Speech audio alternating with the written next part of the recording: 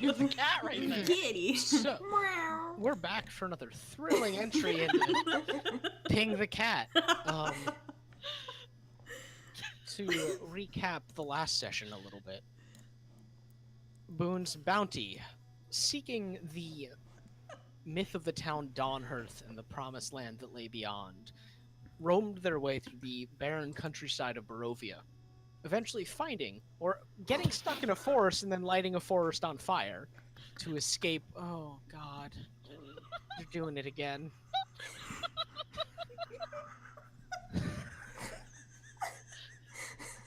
I'm sorry, carry on.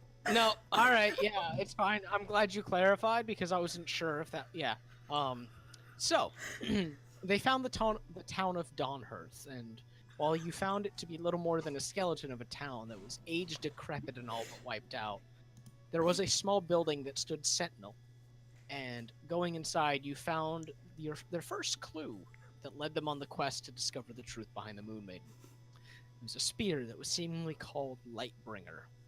Thank you, that's a rock. I'm glad that's clarified now. Feel free to, identify anything else here in case I forget. Moving through this old town, Boon's bounty eventually found themselves at the base of the mountains that surrounded Barovia. Approaching these mountains, they passed through what felt like a slippery barrier of some sorts, and the scenery around them rapidly changed. What was a barren gray sky became dark, lit eerily by the light of a moon covered in some abyss lakes. Maybe fluid even. It all but writhed with this shifting dark matter. Moving on, up closer to the mountains, they found an entrance to a cave hidden behind a barrier that was opened by Minnow and Lightbringer. Traveling in, they found what proved to be a dungeon, solving strange riddles that seemingly tested their mortality at every step. After a fight that involved duplicates of Cass and Minnow created by their own blood, that's not a tree, that's a mountain. Are you sure it could be an ancient tree? Yeah, petrified, you know. Yeah, you know what? What is a mountain if not a petrified old tree? After fighting off these duplicates made by their own blood, Boon's bounty found themselves in a room that was unlike any they'd been in prior. There were tendrils wrapped around strange metallic pillars all around them, with these tendrils slipping between cracks of the floor, leading to nowhere as far as they could tell. It was within this room that Maria seemed to recall something, though she could not fully explain what she was able to recall at the time. A brief bit of explanation resulted in a hole being discovered that led to the outside world, gathering themselves, and in Maria's case, being gathered. You climb through the hole to find yourselves outdoors in a place lit brightly by sunlight. Before you was land covered in greenery, with clear, crystalline water running off of rocks and forests in the distance, with a cat roaming nearby before slipping into the horizon. It seemed that this was what inspired the myth of the Promised Land. Your awe was quickly quashed by the fact that as you turned around, you found that the hole that you emerged through had vanished, and in its place was just a mountain pass. A small road in the mountain that led back the way you came. What does that say about above? Is that a bird? Bird. Yeah. Okay, yeah. So, we're picking up right there with you guys at the entrance to this mountain pass that leads up into the mountains back where you came. You wandered up a little bit, I believe, and saw that, yeah, it seemed like it just sort of led back down the mountain. Before you is just this wide expanse of land, and currently you step on a cliff next to what is aptly labeled rock. Looking out before you, you see mountains in the distance and a great chasm that at the bottom sits a forest with, or maybe it's trees growing out of a lake. What are you guys gonna do? Weren't they gonna rest? I don't Yeah. remember. Yeah, we were gonna find a place to camp, I believe. Yeah. Okay. Yeah. Well then, Clive, make me a nature check, mountain man. All right. Bake me a cake, baker man. Sing me a song, piano. Mr. Okay, Sandman, sand me a man. It takes you the better part of about 10 minutes scouting around between you and Boon before you find that there's not much in the way of cover where you're at right now, necessarily. The forest nearby would be the greatest source of tree cover, obviously, but there is a shallow cave nearby. It only goes back about 4 feet, so you would be sticking out of it a little bit. And then there is the path that leads down towards the lake that goes further down into the forest.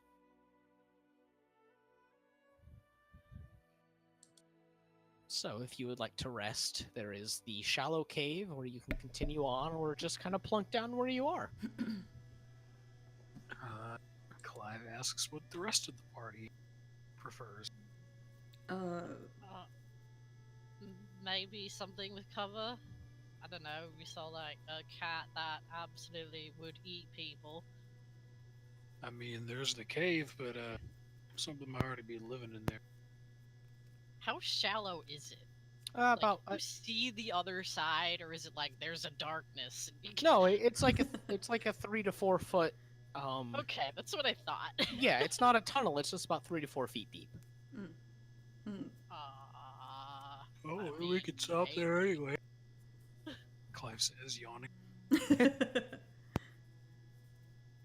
I don't know. I'm not really good at this. I would just like lay down where the fuck ever seemed decent.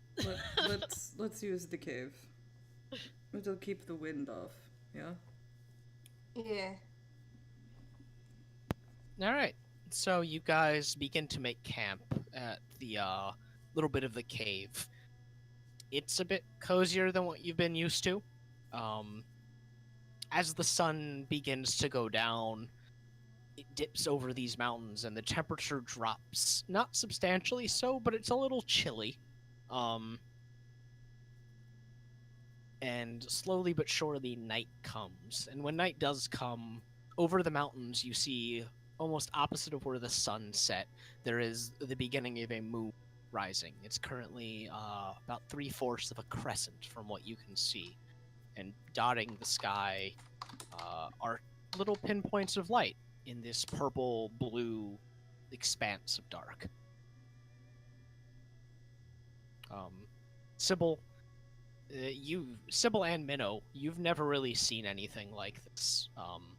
Sybil, you're more used to, the Sigillian city, so even like a sunlit sky is a little unusual to you. And Minnow, you're not really used to forests or an open sky. You're used to seeing it from under the ocean, more or less, or underneath water. Under the sea. Yeah. Yeah, basically, yeah. Yeah. All right, so what are you guys gonna do for resting? Cass takes first watch.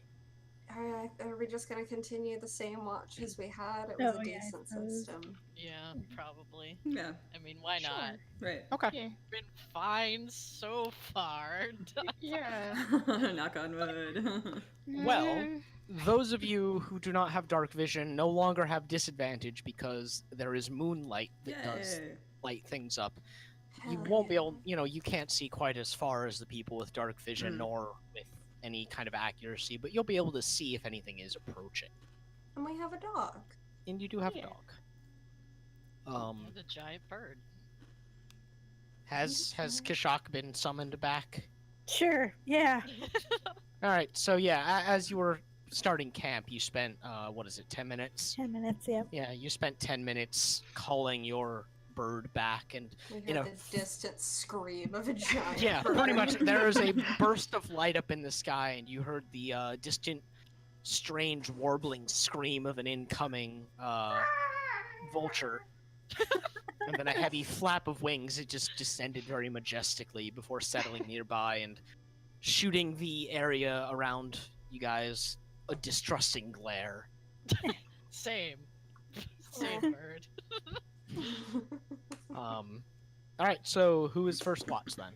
Give me I think names. it's Navori and Mari. Yep, that's right. Alright, both of you roll perception. Perception. What is it? There it is. 17. 21. Hey. Holy Damn. shit. She looks. Alright. We She's got real this, paranoid. man. She's on edge. Yeah, she remembered some shit and she didn't like remembering it. Nope. Um, Wide awake. So you guys spend a few hours sitting up. It's quiet. You do hear the distant sound of things moving around. It just sounds like kind of wildlife moving about. There is the ever-present distant roar of the waterfalls. It's very peaceful and quiet here, though. Well, that's kind of a nice change. Yeah. It doesn't. Does it seem like there's just kind of normal, usual amounts of wildlife in the area? As far as you can determine, there's nothing unusual here. Okay. Which I guess may be unusual to Right. Yeah. Exactly. Mario's like, "Where's all the freaky undead shit?" Yeah. I mean, Navori's kind of like that too. Yeah. She's like, this is kind of fucking weird, man. I just imagine Mario and Navori sitting there, and they're both just looking at a completely normal ass squirrel, like, "What the fuck is it gonna turn into something?" Yeah, like it Um, moves, like it switches Yeah. its tail and Like, the oh! jumps slightly. Yeah. Pulls a gun out. It is getting colder. It's about, to put it in normal terms, it's about 35 degrees around 0 Celsius for No, our Christ. Canadian friend. Don't like that. Yeah, you, it's. you know, I I've been really- reading, Fahrenheit for like ever since I've known Kyle, right? I'm trying to be accommodating. That- to you Canadians. don't need to- I really thought you were gonna be like, to put it in normal terms, it's balls cold. Yeah. Thanks, we're American. We don't accommodate. Listen, I have Canadian in me somewhere because my family's Canadian by adoption. I mean, my phone is in Fahrenheit, so Oh, Hmm. damn. All right. Well, yeah, we're fine. I mean, I've Alright. more or less learned Fahrenheit too. You learn it in mean- high school here. I think you mean Celsius. Or God, yeah. So Yeah. I'm getting my brain confused. Yeah. I mean, mean, to I be hope fair, it we was- also learn Fahrenheit. We Yeah, don't come that out of the was- womb. that wasn't an knowing incorrect statement. Fahrenheit. Yeah. I will Yeah, you know, defend my that's fair. statement because it was correct. Yeah. Yeah. Fair. But yeah, it's getting pretty cold. I Oh, guess okay. chilly's the wrong word for it at this point. Well, she's gonna. That's not cold. Yeah. Yeah. Yeah, Hey, no. look, it's still above freezing. We're fine. Yeah. No, she'll just cuddle up with her little fur collar till watch is over. Okay. The watch is otherwise uneventful. Who's on second watch? Uh, I think it's Clive and Kess. Yeah. Okay. Damn it. Okay. Perception checks then. I believe Kashak gets one as well here.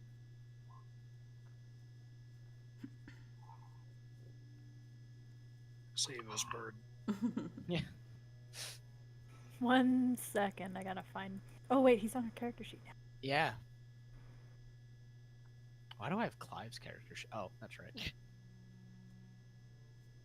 Perception +3. Were you looking at like the creature thing? Yeah, I was trying to see if they implemented it.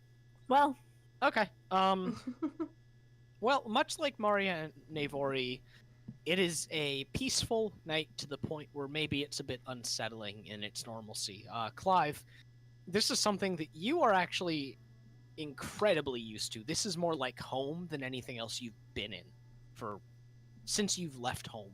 Yeah, Clive would enjoy it more if he wasn't currently like brooding over everything that is going. That's fair. Yeah. But yeah. uneventful night. A small woodland creature does approach the camp before catching sight of the bird and skittering off with a quiet, nervous squeak. The bird considers hunting it. That's legit. All right. Your watch is over.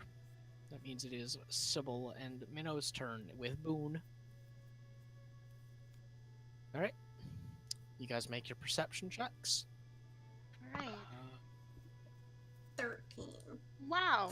Nailed it. She is so distracted. It's so pretty. It's nothing Yeah. weird, Look man. at those beautiful stars. Holy crap. We're doing good. Yeah, Minnow and Sybil, in retrospect, maybe you two weren't great to leave on watch by yourselves because both of you are very distracted by nature. Because neither of you ever seen nature, really. The closest approximation you guys have is kind of the Feywild, really. Meanwhile, Boone is like, squirrel! Yeah. Boone. Boone at one point actually barks and sprints off a little bit, and those of you, or Sybil, you're able to see that he's chasing what Sybil's player would know is a deer. Sybil sees a strange, A hoof beast. gangly, strange, gangly creature Sybil, with hooves. Sybil's eyes go wide and she puts her hand on Minnow's shoulder and she's like, oh my god, do you see that? Minnow squints out. Minnow, you do not see it. You just see that Boone sprinted off into the darkness and is out there. Sybil is like, what the Yeah. fuck is that? Do you see it? It's got like, it's like got trees in it. As far as Sybil's concerned, Boone just saved them from a horrible, hideous, gangly creature. She saw a cryptid. Yeah, pretty much. Trees? Yeah, it had like, and like Sybil reaches up and like puts her hands on either side of her head. She's like, just growing right the fuck out there. That is Ori horrible. also has horns, just, you know. Yeah, but not Just saying. antlers. Those are different tree things. horns. Navori's horns don't get fuzzy. Minnow Oh, yeah. readies her spear, and she is so ready with that. Yeah, they Venison. both are just, they're both like just waiting for some horrible tree creature to come out from the wood. They're expecting the ritual, but it's just a dumb deer. Boone comes back a little bit later looking kind of satisfied with himself, mysteriously so. Oh, He ate the whole deer. Oh god. Oh my god, he's fucking He dead. just like comes back with like an antler in his mouth. Yeah. Good um, boy. Before the traditional end of your watch, the sun begins to rise again.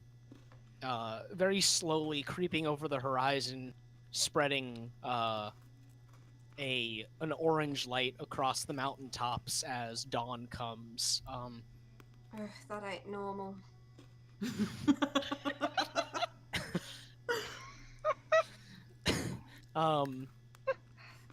The sunlight slowly does stir the rest of you because it is very unusual given everything you've been through lately, and it's a bright burning ball in the sky that before long it's a decent ways above the mountain, lighting up a blue, almost cloudless sky.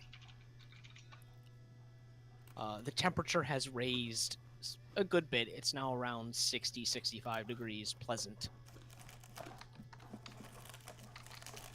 Yeah, you guys wake up one by one. You all get an additional 5 temporary hit points. oh. Oh. Your first safe-ish sleep in a little while. I'll be right back. My eyes are burning for some reason. Oh no. Oh no.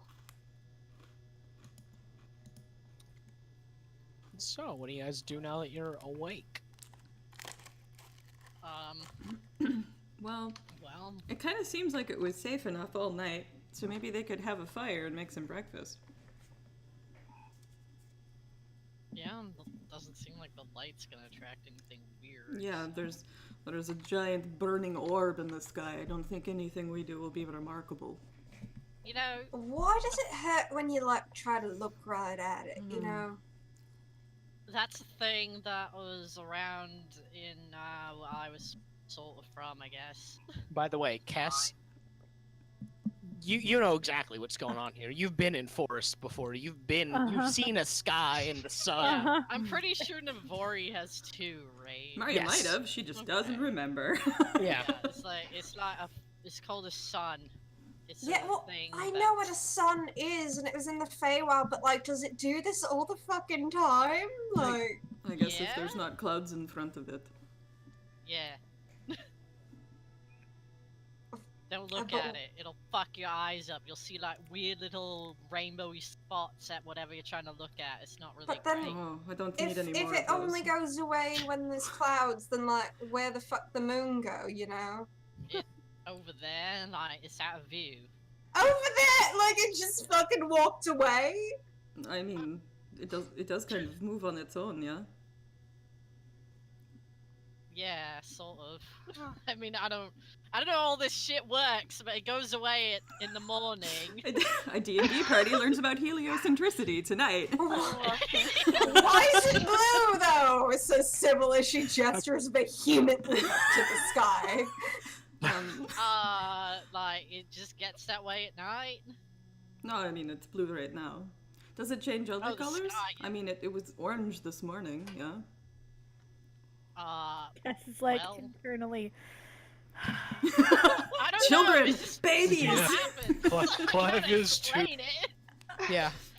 These people are over here talking about just like natural things that are the way they be, like that they're weird and alien. He's just like, I'm so far from home. Clive thinks. Sybil looks at Cass and Clive and she's like, listen, I deal with you guys refusing to just use portals and take the short way.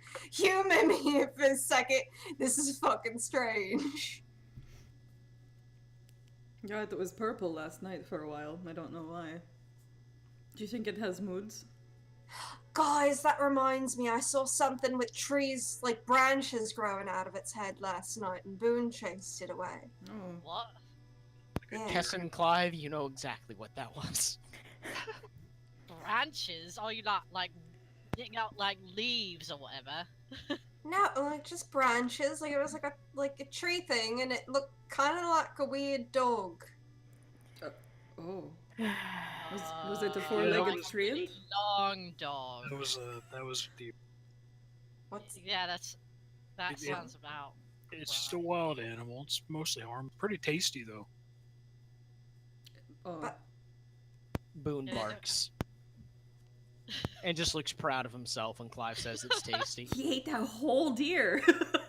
Oh god. I doubt he ate the whole thing. So is it like a fey animal? No, it's just an animal, kind of like Boon. Oh, Boon isn't just an animal, though. I mean, no. yeah, But you know he's what I just mean. like a furry Yeah, little yeah. man. Yeah. Don't ever refer.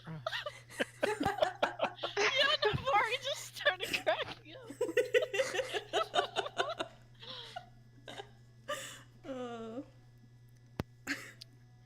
So, are you guys building a fire for Yes. breakfast? Mario's gonna Yeah. be building a fire. She wants I a feel hot like food. that was happening when they Yeah. were trying to All right, figure out what to do. Gesticulating Sybil's wildly at the gonna sky. Try to make food Yes. happen Okay, yeah. once the fire is made.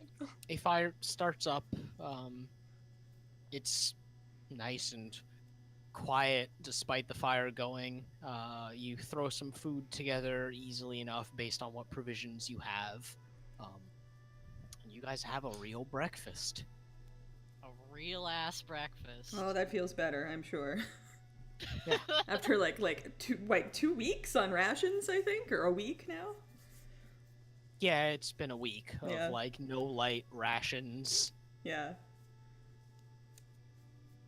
Mario considers that humanity is actually just feeling full, and then thinks the better of that. I mean, I'll agree to it. So you guys have eaten. You feel refreshed for the first time in quite a while. We lost someone from roll. Nope. Nope. That was my accidentally closed Chrome somehow. I'm not sure Whoops. Oh, why. good. All right. So, what are you guys gonna be doing? You have the path that leads down towards the lake and the forest beyond that. Then you have the mountain pass back the way you came. Or you have the nice cliff in front of you to...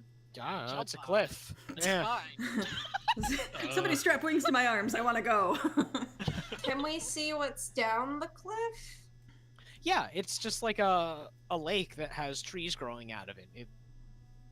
It doesn't look particularly deep. A swamp. It doesn't look like a swamp. They're healthy looking trees. Sybil doesn't know that might be weird, so she just is cool with it. Well, let's, I guess it doesn't hurt us to scout the area if this is what we came for. Yeah, I don't like. This place looks fucking huge. I don't know what we're looking. We were kind of coming to see if it existed, and Yeah, I don't know, but for some reason I feel like we might find something. Let's give it a look before we decide to figure out how to move a village here, yeah?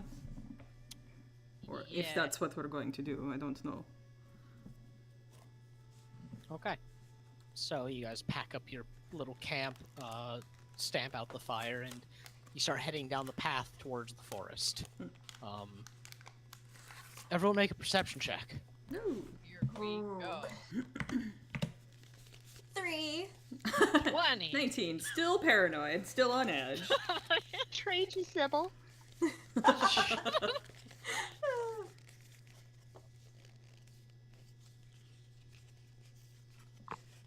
Wow, we did really just swap roles almost exactly. You did. Cass. Oh no. Yes. Perception. Oh, sure. Sure, she can do that.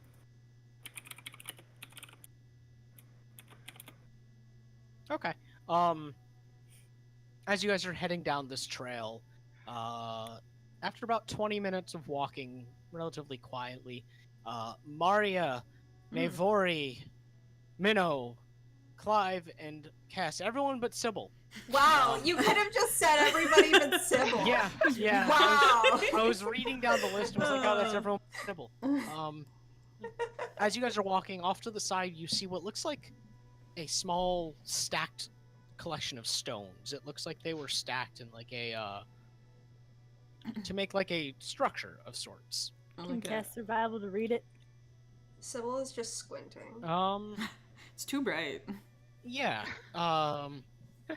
Cass, you stop and look at it, and you recognize it as a shrine of some sort. It's the sort of thing that you would see people set up for not like a major deity, but something like a shrine for like a god of the land, paying respects to a spirit of the forest sort of thing. Well, there's She's got a religion. Okay. there's proof that we've got civilized life forms here. And what is that? What if there were just a bunch of big feet? Cass, No. you don't Yes, it's like you gain really no insight on this, but you see that there is in the center of this structure. The structure's like a how to describe this? It is a stack of rocks. Ultimately, there's no real carving to it or anything. There's like a bowl carved into a larger rock on top of it all, and in the bowl you do see that there is something, but you cannot discern what it is. she gets Navori's closer to curious. discern what it is. Yeah, Navori's going over there. She wants to see what it is, and no one's like, "Stop! It's dangerous." Those of you getting closer, you see that it is another stone, but it looks completely smooth. And there looks like there's something carved all along this smooth stone. It's kind of like a tiger's eye in coloration. Cass leans down to investigate it. All right, give me investigation. Can Sure. Navori help? Yeah, why not? Sick. Do it with advantage then. Shit.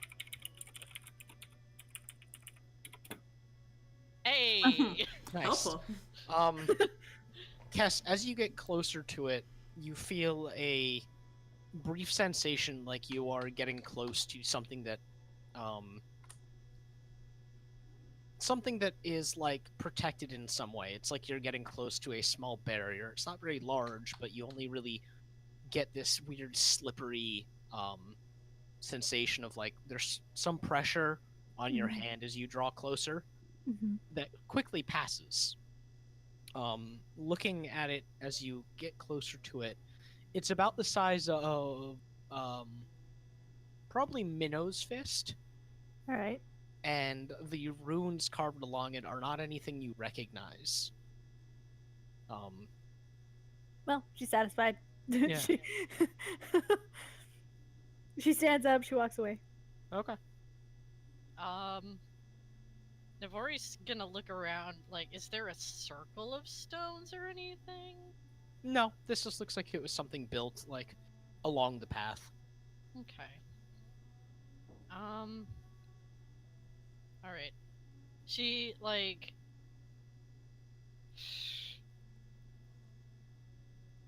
I don't really know how to explain what she's... She doesn't really know what she's looking for either, but she's sort of like... She's trying to find either a divine or an arcane sort of... Yeah, you have to choose one. Okay. Basically, she's looking for something that might feel kind of like a portal or like a place for teleporting, because she's still convinced that teleporting these people is probably the best option and not walking through all that hell that they came through to get here. So, yeah, do you want to try and do that with religion or arcana? Arcana's shit, so she's gonna try religion because she thinks all her shit's from her god, so... Okay. 17. You also get a bit closer to it, trying to inspect it in a more physical sort of way after or in a more spiritual way after Kess gave it a nice physical once-over. Feeling out with these divine senses kind of getting a hold on, you do feel like this stone is projecting some kind of divine energy. Yeah, it feels like it's somehow divine and protective in a way. Okay. Sybil, not remotely religious, still squinting because of the sun, walks up, gestures vaguely at the rocks, and looks at Nave and just goes, "Fucking rocks, mate. Like, Yeah. what's the holdup?" There's some it's weird. There's some divine energy around them, like in a protective sort of sense. I don't know. It's a shrine. Yeah, she just sort of gestures and Kess says that like that should explain why it has energy around it. Shrine to who, though? Some kind of nature god. Oh, maybe we'll find out. Maybe they would be able to help us get the people here. Well, I would assume someone maintains that, yeah?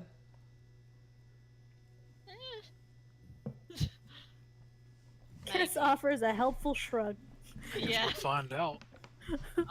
Navori kind of like remembers where this, like, she pays close attention to the surroundings and everything. Be like, note this place, and then Okay. she's go. Okay. So you guys leave this little shrine behind and head back down the path. It takes you about 2 hours to reach the edge of the lake. I got something in my eye, damn it. At the edge of this lake, you find you spook off some critters. What kind of critters? Clive. You identify them at a glance, and it is deer, mostly deer. You see what might have been a beaver. Oh, good. But Yeah. do I see them? Oh yeah, you see them. You just don't know Sybil, what they are. Sybil immediately grabs Nave's shoulder and is like, "That's it. That's fucking it. Look at it." Okay, has You Navori seen a deer before? Yeah.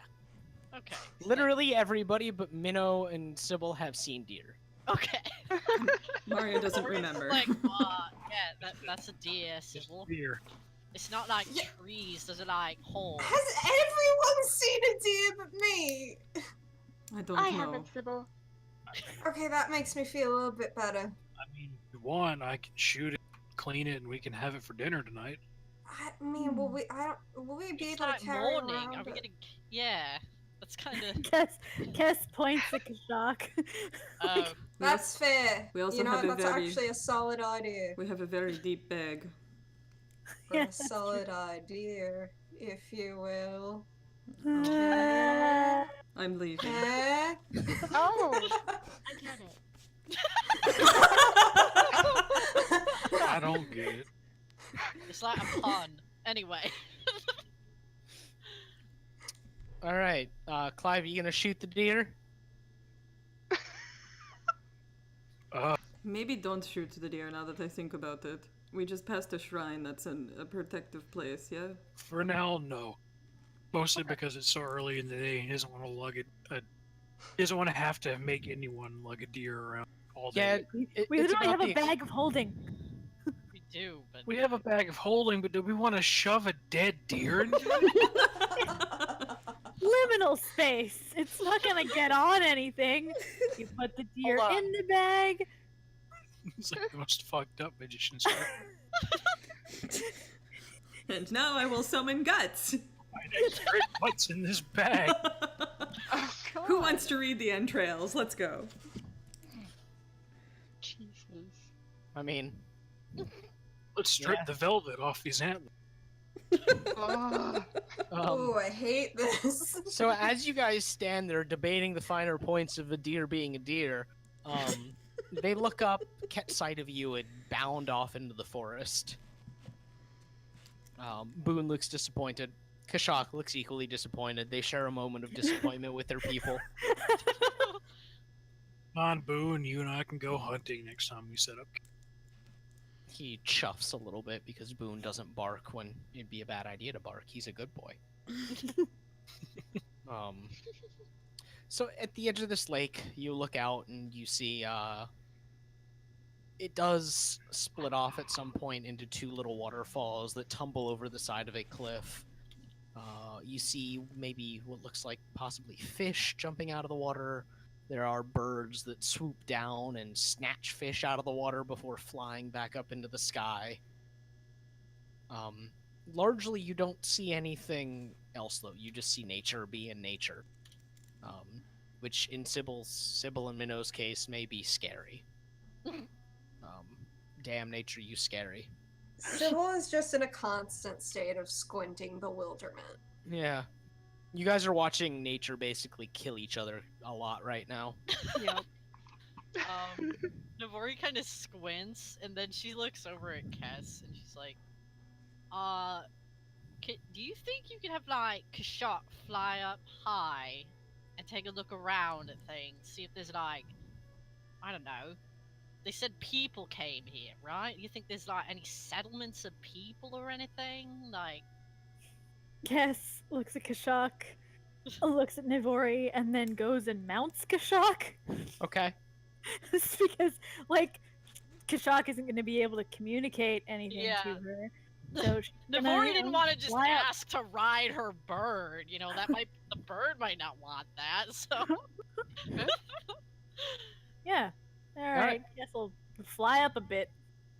Okay. You guys watch Kess take off with her and Kashak. Kess, make a perception check for you and Kashak. 2. Sure. Does Kashak get advantage? What is his advantage on again? Sight and smell. Yes, he does. Sweet.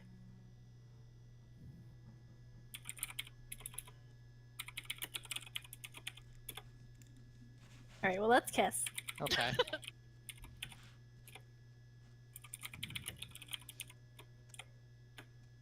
And Alright. 21 for Kashak. Okay.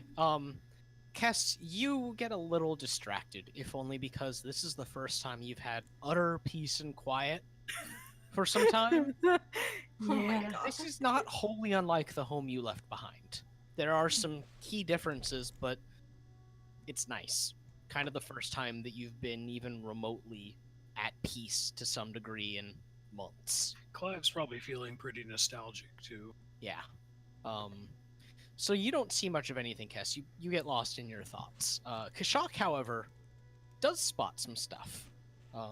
Nothing that looks man-made necessarily. Kashak spies a trail that leads into the forest and what look like maybe animal dens, a group of birds that fly out of trees to You're cutting fly. out a bit. Oh, good. That'd be our internet then. Yeah, it's a flock of birds come up out of the trees to fly alongside you guys for a little bit, and Kashak gives like side eyes them because he doesn't trust them. But he does spot a trail, but no sign of humanity of any sort. Okay. Cass is Oh. gonna fly back down and point them in the direction of the trail. Okay. Is everyone just gonna head down that trail then? I mean, I guess they Yeah. don't really have a direction right Yeah. now. It's up to you guys. All right, it's about midday now, as you begin heading towards the forest. Walking through it. Oh, my picture went away. That's sad. So, walking through the forest, you do quickly find a trail that's not necessarily been beat into the brush, but it looks like there is animal tracks all along it. It might not be a trail for people to walk through, but it's definitely a trail that some animals use. And you guys follow it for a little bit before you all need to make perception checks. Mm.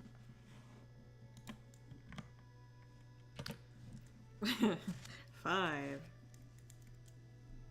Natural 10. 20. Ooh. Nice. Okay. Cass, Minnow, Navori, as you guys are walking, you spy another what looks to be a similar shrine to what you saw before. This one is kind of carved into the side of a tree and is also holding the same little stone. Cass, make a religion check for me, though. Oh, sure. Yeah.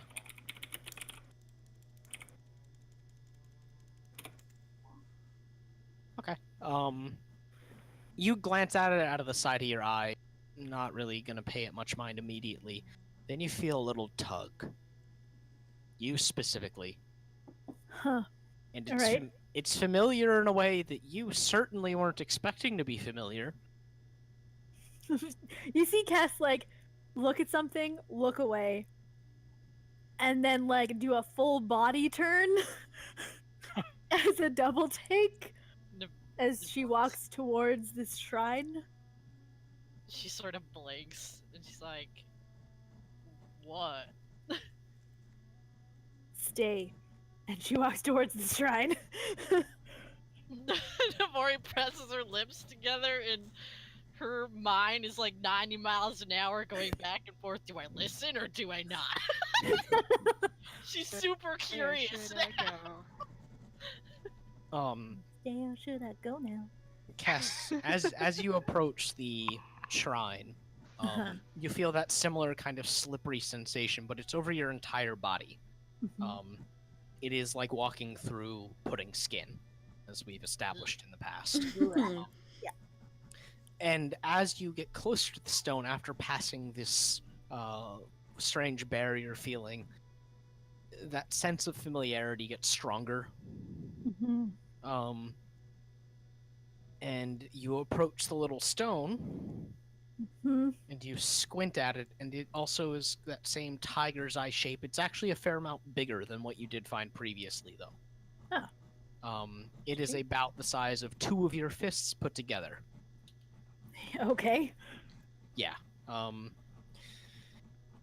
it just, it feels familiar in a way that you're not happy with.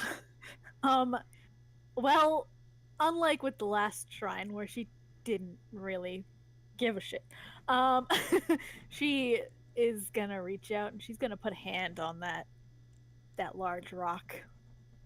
Okay. And she's gonna try to get a sense for it. All right, make another religion check. Sure.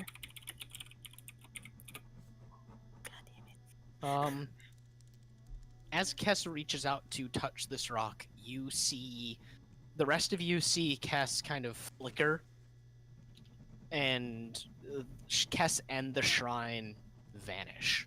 Oh. Oh. Yeah, Navori's This is just like, just like last campaign. Cass, as far as you're concerned, you haven't gone anywhere. You're still right there. Alright. But then you look up, and the sky above you Mhm. is much like the sky that was hanging over the mountains before. It is that dark black with the black writhing moon in the sky casting off a dark light. Oh, she's mildly alarmed. She takes her hand off the stone and turns around to investigate her surroundings. Second you take your hand off the stone, Uh-huh. you're back in the forest. You guys see Kess blip back into existence with the shrine behind her. Welcome Hey back. guys, what the fuck? Oh, good. Everybody else saw that too. So, I don't know where you went, Cass, but did you yeah, have a nice trip? Navori's going over there, but she's keeping like a sense open. Kess, the second Knave starts moving towards the shrine, Kess gives her a look that looks like she's gonna fight her if she gets any closer. Okay, fine. She just stops. And she says, I didn't go anywhere, Yes, but you did. You fucking vanished. Yeah, you like. finish. But the sky went black, and that dark moon hung in the sky. So I am uncertain if all of this is an illusion. Sybil goes Okay. up to a tree and she slaps it. It makes a tree sound. Feels pretty real to me.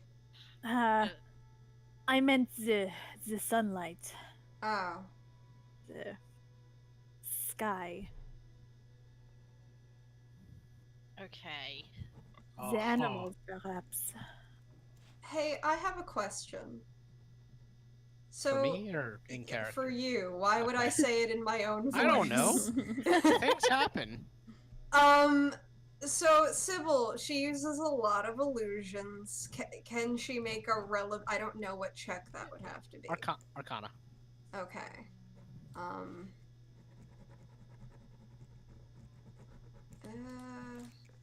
19. You know illusions pretty well just by nature at this point. You don't know any of the workings of them. The area around you does not seem to be an illusion as far as you're concerned. Sybil, like, she's having a good look around, and she does a few. She does a few things. I don't know exactly how to describe them, but I suppose it would be like if you had a psychic from TV walk around your home looking for ghosts. And she's just like, yeah, no, I don't think this is an illusion. Maybe you just straight up fucking teleported.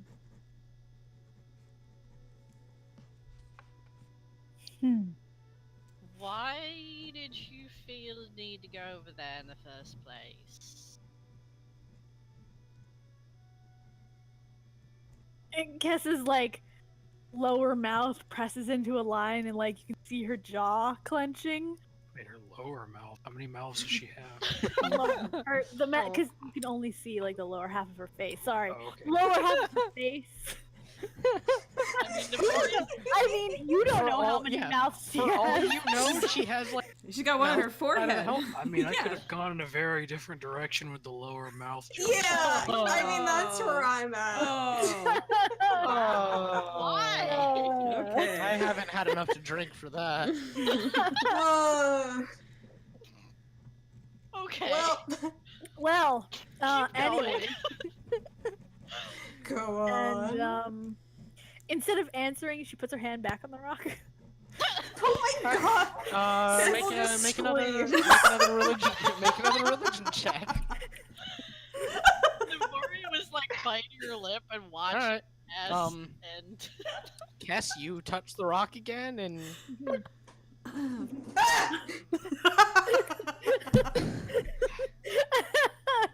All right, this time with her hand on the rock, she looks around and she's gonna try to get a sense of like, has she actually moved anywhere? Are there subtle differences, or is this like literally the same spot, but like just Is all like the greenery and the trees still there, or are they all dead? Is everyone Um, else there? Did we get I was alternate saying. color palettes? Did Clive turn into the I- Nightman? I want to do a mirror match. Let me do a mirror Actu- match. You know what? While Kess is like vanished, Clive just walks up and touches it. okay. Well, several things. Oh. Kess, yeah. as you look around, you Mhm. look back and you see your friends out there, and then Clive they are indeed kind of in a gray tone, Huh. and then Clive, you see him approach and get close, and he is now standing there right next to you. Clive, you are standing right next to Kess. Clive just kind of looks around and he's like, "Huh? Well, you weren't kidding." Mm-hmm. yeah, the board Is is Clive like, gone now? Why? Yeah, Clive, Yeah, the Clive board's like, poofed why too. can Clive do it and I can't? Because Clive waited until Kess could see him. Yeah, because that's what Mario was just gonna say, because he did it behind her back. Are we all gonna touch the rock No, now? we're not Like- going to touch the rock. Not yet. I fucking want to. Stop Please, please don't touch the rock yet. Well, that. Fine. Maria hurting the children. Meanwhile, Minnow's over there like, Look at you. Can't even say shit. Yeah.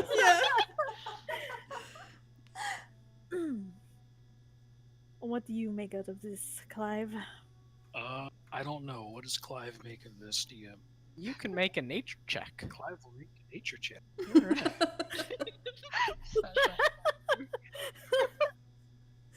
Everybody's a little punchy tonight. It's all right. Yeah, it's good. I'm already Um, 4 shots in. Kess so- Yeah, help? yeah. Jesus. Yeah, Kess, you can help. Right. Clive, do it once more. Yeah. Holy shit! Hell yeah. Alright, cool. 6 eyes, better than 2. Clive, Hey. between you and wow, class. Class. Between you and Kess, you determined that you're in the same spot as far as you're concerned. Like, it is different. Everything outside of probably about 5 feet away from you is in that gray off color, but everything around you is still greenery. It's a little, it's not as green, but that you could probably chalk that up to the fact that the sky is now lit by a black moon. But yeah. You see Maria back there holding Navori back. She's got a hand on her collar, just letting her go. Well, this is weird. I'm not sure what to make of all. Can you allow me a moment, then? Sure. Kess looks at him expectantly, looks at his hand expectantly. Oh, I don't know what you meant. Clive, let's go. Oh, you didn't need to touch anything. You just got close to Kess and that happened. Oh, okay. Yeah, you didn't have to touch. You just got close. So he removes his hand and he's still fucking there. Clive Uh-oh. just continues, just kind of staring at her like, well, Kess looks at him like, and then like makes a little shooing motion with her free hand. Clive takes like 5 steps back. But he's still in there. DM, please confirm. I mean, yeah, it's like 5 feet around Kess and Clive, so like 5 steps. It's like Clive just like keeps looking around and is like, I guess I'm just gonna go sit in with the party and like walks back over. Alright, yeah. When you take a few more steps away, you guys see Clive seemingly just step out of the thin air. Hey, how's it going? I can't. Hi, welcome to Chili's. How's it going, dude?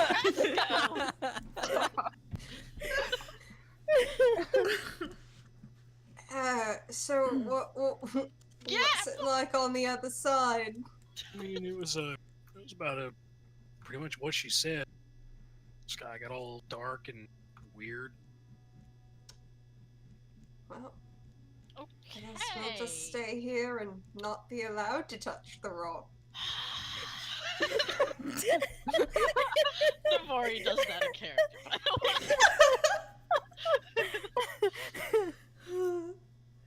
the way. Meanwhile, at the rock,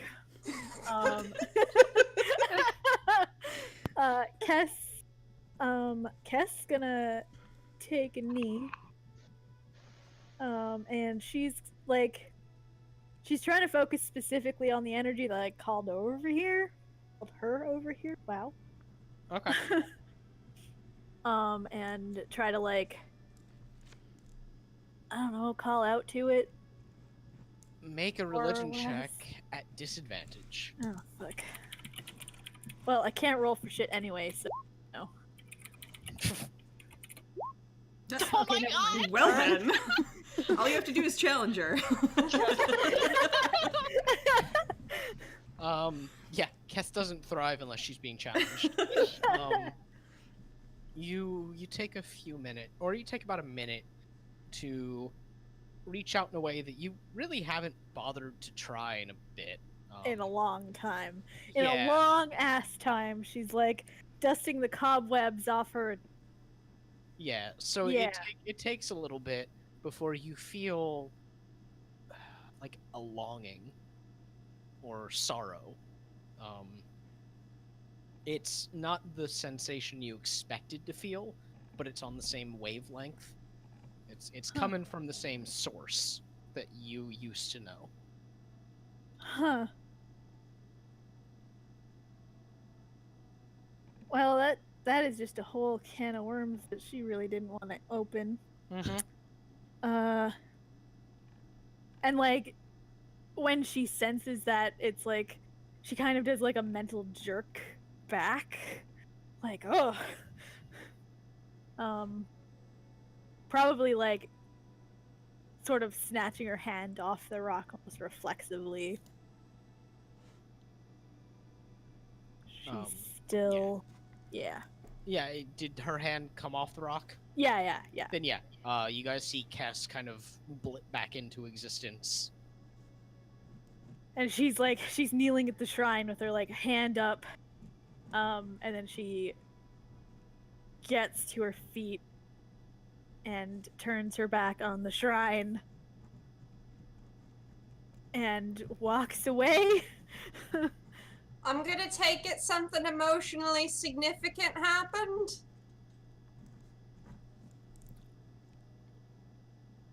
You know, sometimes her silences sound like yeses or nos.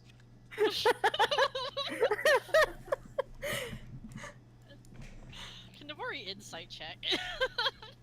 Sort of a weird thing, but she's Yeah. You insight checking Kess? yes. Yeah. And Kess, do you want to roll What? deception? or- Deception? Yeah. Yeah. Yeah, sure. She'll roll Or- Don't deception. worry about it. Don't worry, it's only an 8. You don't have to roll high. You could roll worse. Oh, Well, I mean, if it meets, it succeeds, right? I'm gonna But say in who's this 16? instance, there is a solid maybe from you, Okay. Navori.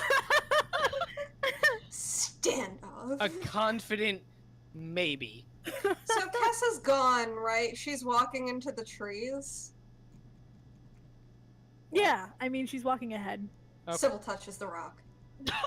Make a religion check. She's gonna touch the forbidden rock. Fucking no one can stop her now. She would 4. have licked it. Yeah.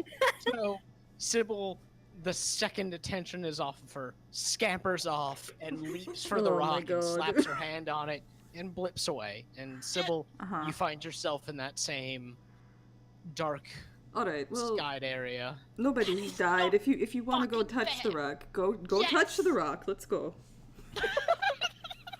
Everybody touch the rock. Come on. Oh, it's just me? All right. She walks up behind Nivori. Yeah, Navori's absolutely gonna go over there, but she's... All right. Yeah, you guys step close and yeah. Okay. Sybil looks at them and she's like, "Do you guys feel anything?" You did feel the slippery sensation of walking through a barrier of some sort. You've all been feeling that as you got close to the rock. Mm. All I feel is kind of hungry, to be honest. But Can Maria make a Arcana check? Yeah. Have a good peer at it? Yeah, Alright, can let's Navari see. make a religion check? Because her solid maybe, man. She's... Yeah. Yeah, of course you can. No. You got this. Well, Maria, Brilliant. Maeve, Wow. it is not natural. Cool. I like that you told us to fuck off this session and we're doing it so well. Yeah. Yeah. No prodding, and just put a. It's like you put a rock or a door in front of your Yeah, players, yeah. and they'll spend an hour. Redfish in a rock. puddle, I'll tell you what. Yeah. It is certainly some kind of magic. Minnow, are you there with him too? No, she's like standing awkwardly, like watching Cass go, watching them deal with them rock, and just She's not gonna drink the Kool-Aid. Yeah. no, she's not drinking Yeah. the Kool-Aid. Okay. Maria's gonna back off the rock when she's seen what it has to offer, and she hates it, so... This Yeah, reminds I her mean- too much of yesterday, and she would not like to be here any longer. Sybil's just good with, like, disrespecting authority, so she's gonna go. I like that Maria is now the authority. Well, I mean, it was Cass, also really. was the authority, yeah, and I mean, then Cass Maria was enforced basically the it. authority Yeah, for yeah, Navari. Now that she's fully gone and went fuck the police, she's gonna follow Cass. All right. Do you guys just leave the rock behind and continue on? No, with we the just forest? carry it with us. I mean, you can if you have a bag of holding. Maria, Oh my god. Maria was thinking about it. Before she walks away, actually, she is going to look at Nave and be like, "Do you think we should try picking one of these up, or should we leave it where it is? Do you feel any which way about this? Apparently, Cass did." Excuse me? I don't know if Navari feels any way about this. No, Like- you don't feel any particular like. Aren't It you is not clearly- supposed to move It is- religious things? It is clearly significant in some way because it's doing things, but Yeah. Navari's just kind of like, I don't think so. I think if we were gonna take it with us, maybe Cass would have brought it with her. Fair enough. It's interesting, however, that it only takes one person touching it, and then anyone who gets near is involved in the field, yeah? Yeah, that's weird. Alright, well, Navari mentally notes this rock too. yeah. I really like that we got in some trouble touching foreign objects a couple sessions ago, and that lesson is just right out the window for all of us. I mean, They were nothing more cautious. immediately happened. Yeah, they were a little more cautious. Not by much. you let Cass touch it first. Yeah. Well, Cass, I don't think anyone let Cass do anything. That's true. All right, so you guys all head through the forest for a little while longer. After a little while, the temperature begins dropping and the sun begins to set, taking the sunlight with it, obviously, and the forest grows a bit darker, the shadows around you growing deeper, until the sky is still very clearly overhead, but it's harder to see beneath the I almost said balcony. Beneath the boughs of the trees that you're now passing on. You're still on this trail. It gets a little difficult to find on occasion, so Clive, make a nature check for me.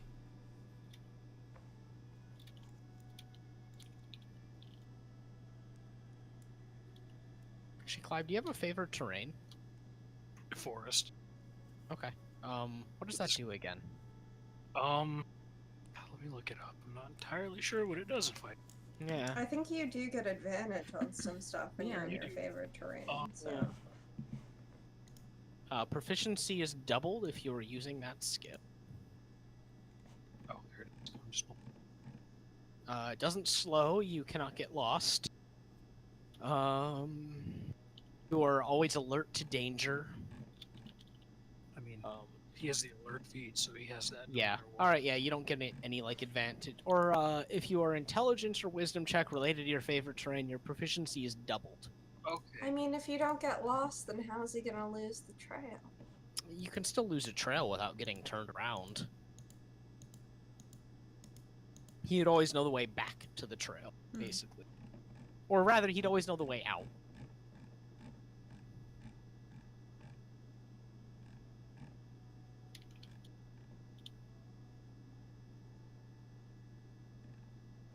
Well, where are we moving to now?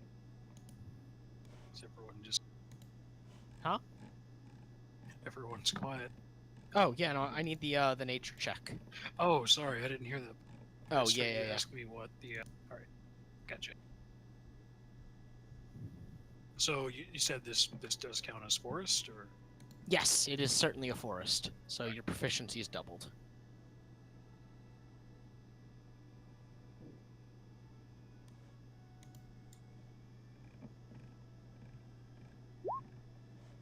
Nice.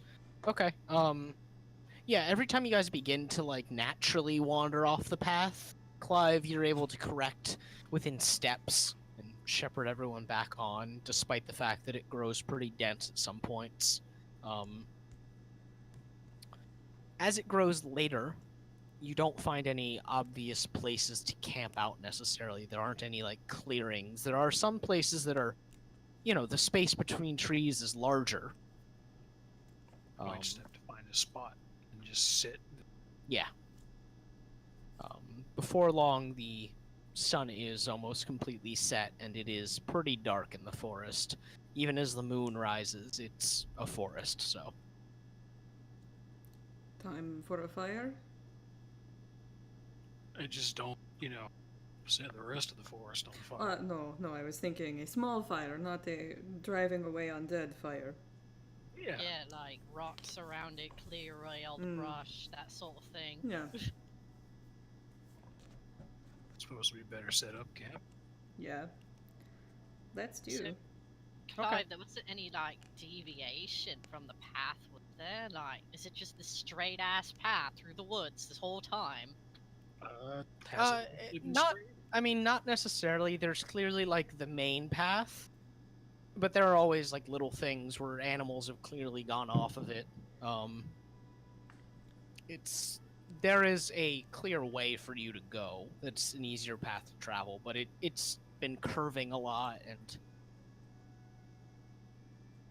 yeah.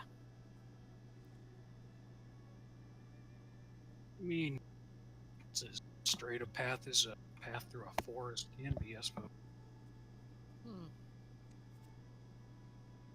Weird. What fucked up caveat do you think's waiting for us at the end of the trail? Who knows?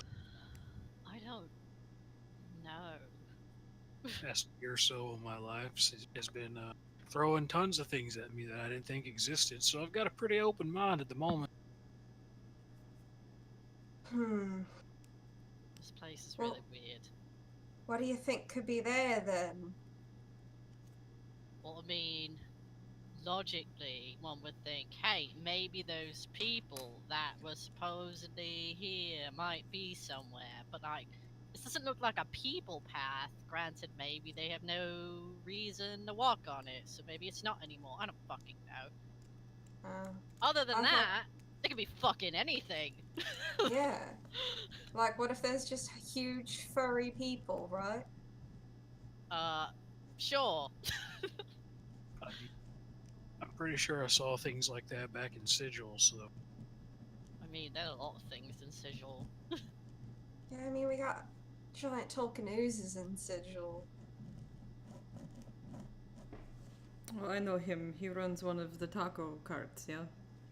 Yeah, and the libraries. Ah. those two things normally go together. Tacos I mean, and I think- libraries? Booze. You could eat a taco in the library if you, like, snuck it in your bag. Quietly. Go get the soft shell. Yeah. This is what they talk about when setting up camp. Sitting around a fire talking about how much they fucking miss tacos. While they're setting up camp, Clive is gonna make good on his promise to Boon, though, and he's gonna take him off hunting for a bit. Okay. You guys watch Clive and Boon slip into the trees, and about 45 minutes later, Clive, make an attack roll. Okay. Yeah. A shot in the dark. Hear an echo in the distance. All right. Whoa. Clive, you at one point completely got a deer. Nice, perfect shot. Didn't ruin the pelt nor the meat. Are you just dragging the whole ass deer back to camp? Yeah. All right. Yeah. About 45 minutes later, you guys hear grunting and the sound of trees rustling when you see Clive and Boon coming out of the woods, dragging the carcass of a deer between the two of them. Looks like it's about 300 pounds total, maybe. It's a big fucking deer. That's a Jeez. Yeah, it's a huge big deer. deer. Yeah, it's a Holy big fuck. deer. That's You a rolled moose. well. Yeah. No, moose 300 are like pounds. moose are God. like a ton. Yeah, moose are way bigger than Yeah, 300, but 300 is still a lot for a deer. Wow. Yeah, you got like a buck. But yeah, Clive shows up with a big ass deer in tow. Sybil Damn. is extremely perturbed. He kind of walks nearby and he starts trying to hang it on a branch, and then he stops and looks over and is like, "Oh, I probably should clean this in front of you all, should I?" I don't care. Are you You don't going know to what I had bathe to it? do when I was on my own. And I was just No. about to ask that. Clive, he thinks about it for a second, and he goes around the other side of the tree so they can't see him clearly. he's gonna clean and prepare the carcass. All right. Every yeah. so often, Sybil leans over and there's just a look on her face. What? No one likes seeing how the sausage is made. No, No, it's not pleasant. it's You it's ain't- not. Oh right, you probably never had to hunt anything as Sigil, did you? I've assisted with cleaning a deer once. It's messy work. Oh yeah. You know, I'm not sure if you ever noticed going around the city, but it's just not rife with hunting opportunities, you know? I mean, well, some, I guess.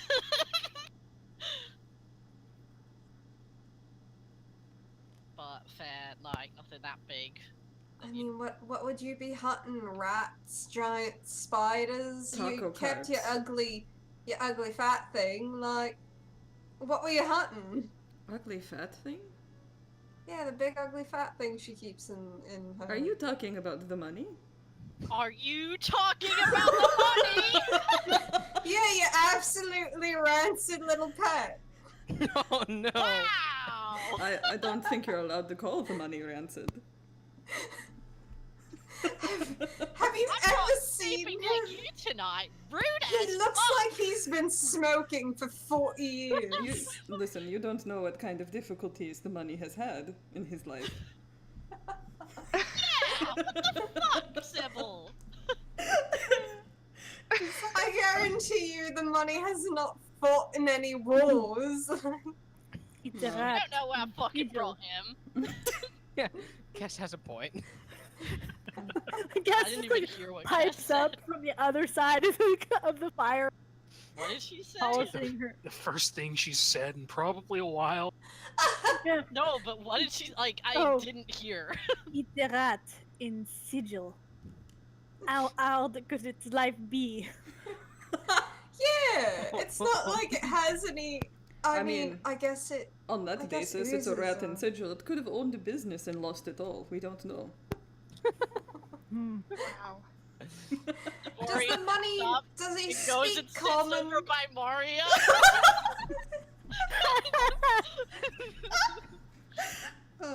I like Mari just has this mental image of the money running an illegal gambling den. That's her headcanon for the money. What has the money just been hiding this whole time, Probably. or but did I he mean, peek out when he heard his name? Probably. I mean, I don't entirely control the money. But I manage it. God. The money will remember this. The money is a BioWare character. Yeah. You can probably see like the money peeking out from under Navori's He looks like mantle, he just should have a gold staring at tooth and a- Sybil. And a piercing in his ear. I can't even argue that. Yeah. I mean, maybe, but listen, you're being fucking rude. I'd say he's a bad person. I just think he's ugly. Like, Navori and the money, I feel like, have a very similar expression when they're staring at Sybil right now. Yeah, they're solid, like thinly veiled, just. Swearing with their eyes. Like, Yeah. wow. how like, are you sure dare. he's not actually a man that's been cursed to live the rest of his life as a rat? Well, I guess that could be. We don't fucking know, do we? That's eerily plausible, that's- actually. And that's another reason not to call the money ugly to the money's face, yeah? I mean, Navori just sort of tilts her head at Mario with her lips kind of in a line, like, hey, she's got a point. Why don't you listen? Just out here standing a rat for some reason, I don't know. it's that choice of verbiage seems really odd. Shouldn't it just be I shouldn't call him ugly, period? Oh god. Wow.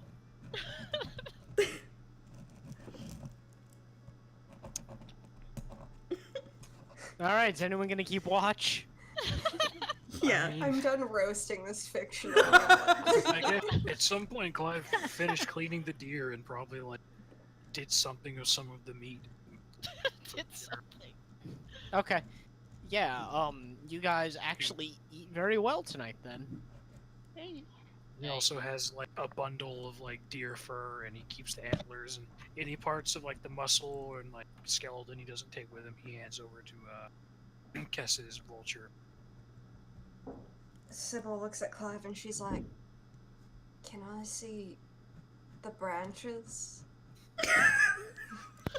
Clive just The fucking Oh, antlers, Sybil. oh, the antlers. Sure. And the I antlers. just want to know what they feel like. Minna wants to look at them, and she is not touching that shit. It's too weird, too weird. They're like, Hands in her lap, like buried. Just Oh, Yes, we used to grind them up into a powder and use them in medicine. The whole antler or just the fuzzy bits? The not fuzzy bit. Oh, I see. does it taste like anything? what did it do? It's kind of like a bone. So, not really. That's fair. I mean, I guess bones do have a.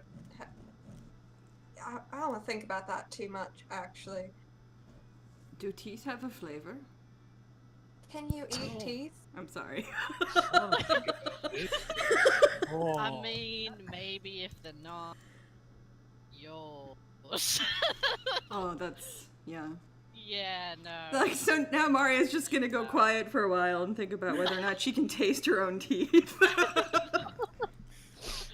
If she Me thinks too. about it hard enough, she can feel her teeth. And she hates it.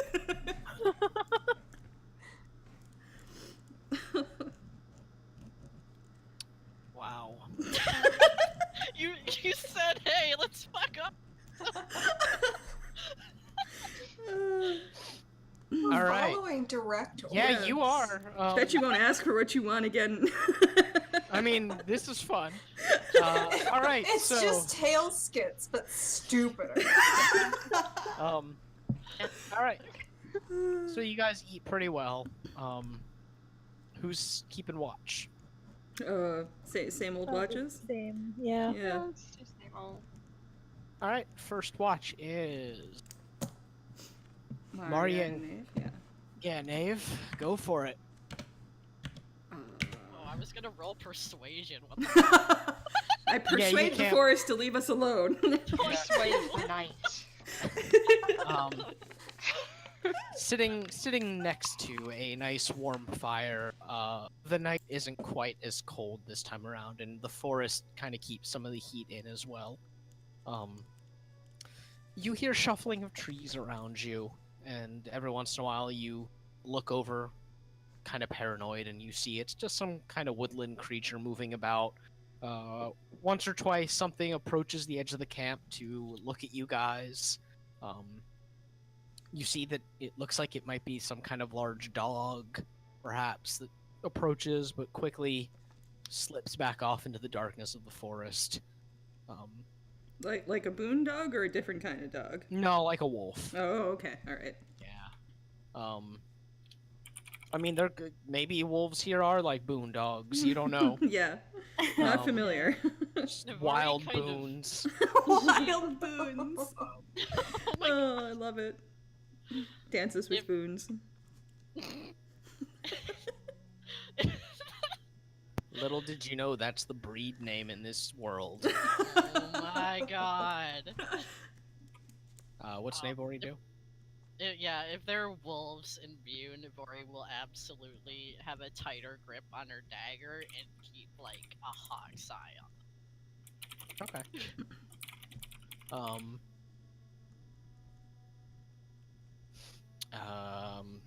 All right. Yeah. Otherwise, the night is pretty uneventful.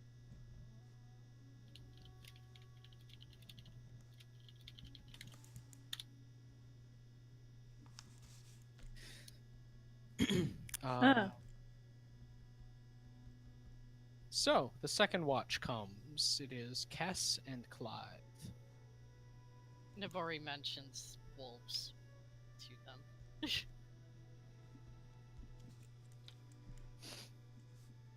Nino, is there anything special? Yeah. Cass Alright. looks at Clive once the others have gone back to bed, and she says,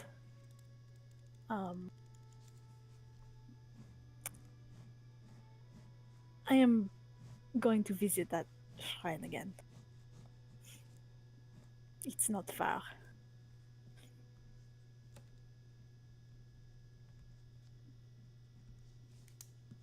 I will. I mean, all right. Holler if you need me. She gets up and she goes to the shrine. Okay. It takes you a little bit because it is dark, but you have dark vision, and you vaguely, as you think about it, you do get a pretty good sense of the direction for it. It's like it's calling to you almost. That's good. And then you find it again. Hmm. It is shrouded in the dark, so it's, I don't know, maybe ominous looking. It's definitely not like super friendly because it's a dark hole in a tree with a large stone of some sort set into it. But you know, make of it what you will. That's fine. And she picks up a stone. She picks it up. She picks it up. All right, make a religion check. Sure.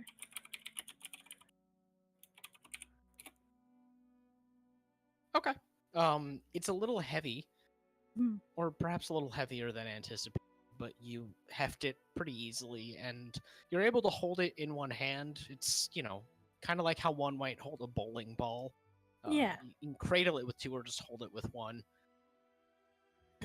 And as you pick it up, you look up, and the sky above you turns from that purple, light-dotted sky into the same pitch, swirling color. And you feel that kind of sorrowful longing surrounding you, almost. You can't tell where it's coming from. Is there a direction that she feels more inclined to go in? No. All right. Well, she's gonna.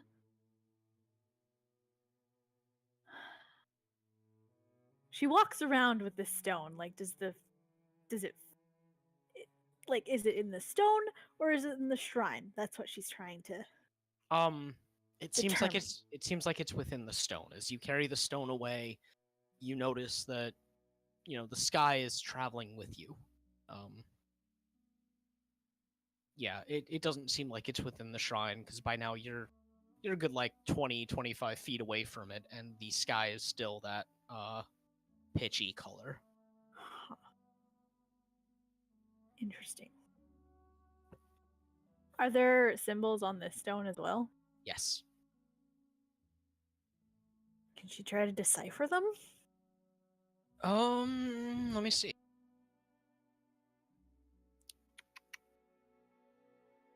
One second, also.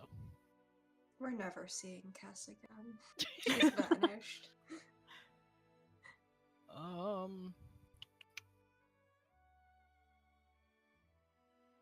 No. Since it is dark, it's hard to make out the finer details. And you are kind of... You don't really know what you're looking at. It is... Actually, hold on. Let me get a picture of it, because I have it in here somewhere.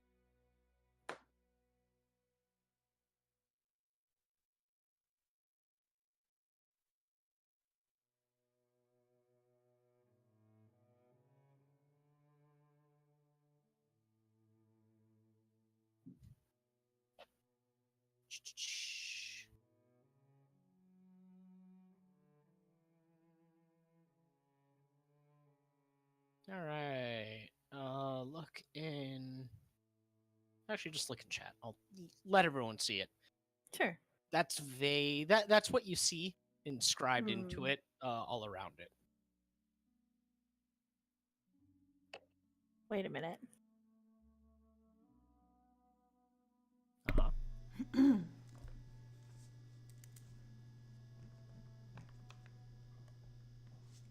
Is that not the same writing as what they saw on that scrap of paper? Yes, you're correct. Yeah. I will neither confirm nor deny. Cass pulls out the scrap of paper and and Cass has it? yeah. Yeah. Then yeah, it is. Right. Sorry, And I thought goes- someone else was holding on to it. No, Cass was the one who took the rubbing. Okay. And she goes, And then she walks into camp. And who was the one who deciphered the last one? No one deciphered it, but Navori wrote it down. and Maria recognized it. Or she recognized what language it was. Right. So Maria probably hears some shuffling near her, and then suddenly there's a Kess sitting next to her. Oh, God. And yeah, well, important thing. Clive, you saw Kess walk back into camp holding this stone. Oh, Yeah. all right. Yeah. Saw her. Yeah, he saw her. As she envelops the entire party in that little dome of Yeah. bear. That's scary, yeah. Yeah. Oh. And she Boon has spent the entire evening chewing on an antler. and she looks at Maria and she's like, "Is this writing? It's the same as the one in the cave." She has a gander at it. Does she need to check to confirm that or anything? No, it is. Yeah, that's... It's not the same It looks like the same language, it's Right. not like the same words. Same language, different words, yeah. But you cannot read it. No, she can't, right? She just recognized that it was Deep Deep speech. speech. deep speech, yeah. No, Yeah, she does not speak it. I'm not literate, no, not in deep speech.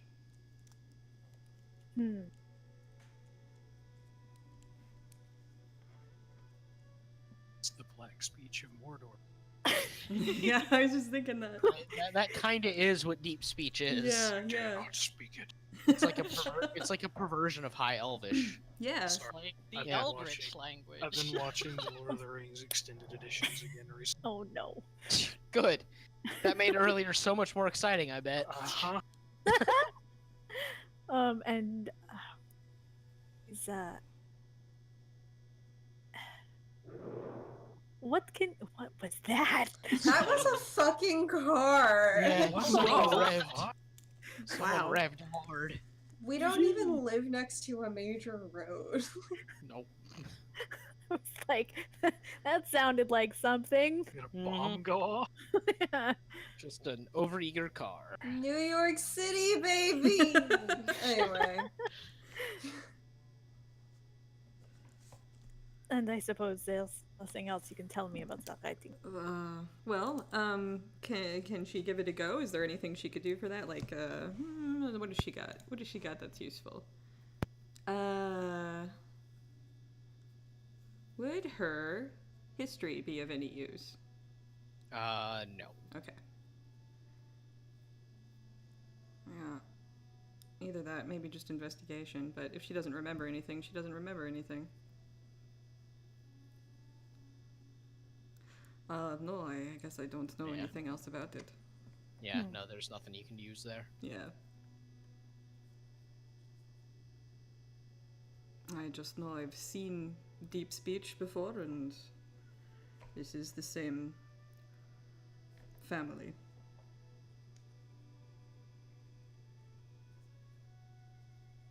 Well, thank you anyway. Hmm. She Did you just gets pick, up. Did you just pick that up out of the shrine and decide to carry it over here? Is that what happened? Yes. Are you and the rock friends?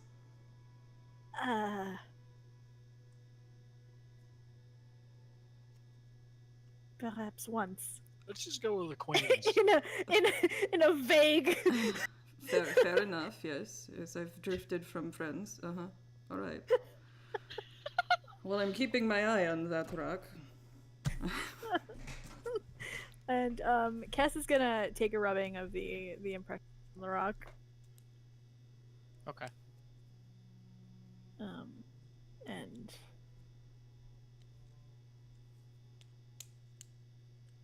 return the rock to the No, she's gonna hang on to the rock. Okay. She puts the rock in her bag. Okay. Once the rock goes away, so too Yeah. does the strange sky. Okay. All right. She takes a seat next to Clive and resumes the watch. Okay. I don't remember. Did I ask her? No, I need perception checks. Sure. It's like, did I ever ask for them? No.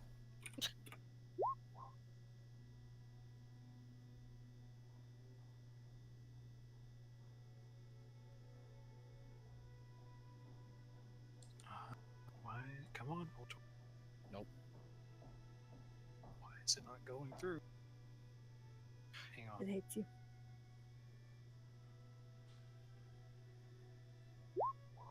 There we go. Okay. Clive, while Kess was gone, you also noticed various kind of wildlife getting close to the campfire to check it out, but nothing came very close. At least, yeah. Blah, blah, blah, I can talk. Nothing For the- brave enough to try to do anything. Yeah, pretty much. Or stuff that's just curious to see what's going on. The rest of the watch, you guys don't really see anything notable. Just more wildlife doing the wildlife thing. Your watch comes to an end. You guys go wake up Minnow and Sybil. I need need perception checks from you two now. Okay. Alrighty. These two get to sit here and watch Boon continue to chew on that antler. Crunch, crunch, crunch. The two that have no idea what that is. Yep. Oh god. Boon looks like he is snacking on it like it is the food of kings. Minnow, There's you another are- antler, right?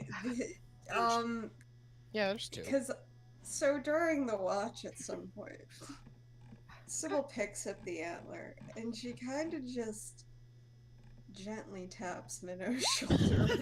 Oh no. Where she's like completely distracted with the dog crunching on and muscle. She like jerked away and would like slap the shit out of that antler. Alright. Oh, poor Minnow. Sybil tries not to laugh and she's like, I just thought maybe you wanted to hold it, because, you know. I'm so glad I put two non-nature understanding people in the group.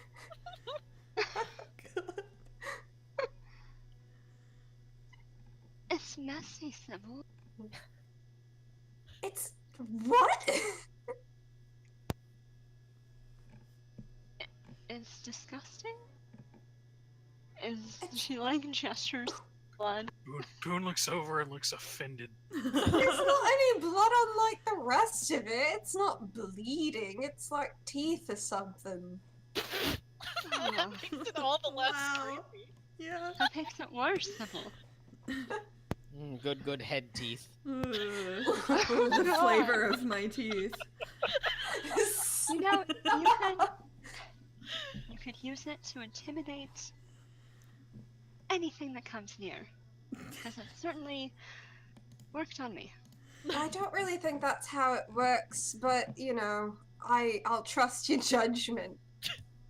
And she just goes and she sits down and she's like, you know, I learned a spell that I feel like could come in. No, I'm not gonna use it. What is it? It's like, and Sybil just starts drawing like a tiny little magic circle in the dirt, and it's way more elaborate than anyone of her intelligence should know. And she's like, it's like that. A circle. Does she No, do it with it's- the antler? Yeah, she's doing it with the antler, of course.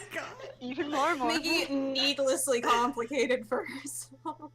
First you draw a face, and then you erase this, and then you erase that, and now you have.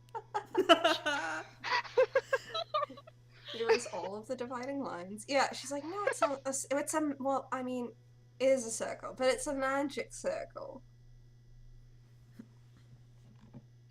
Minnow looks up at Sybil, down at the circle, up at Sybil. I mean, it's like a really tiny version of itself, so it's not gonna do anything.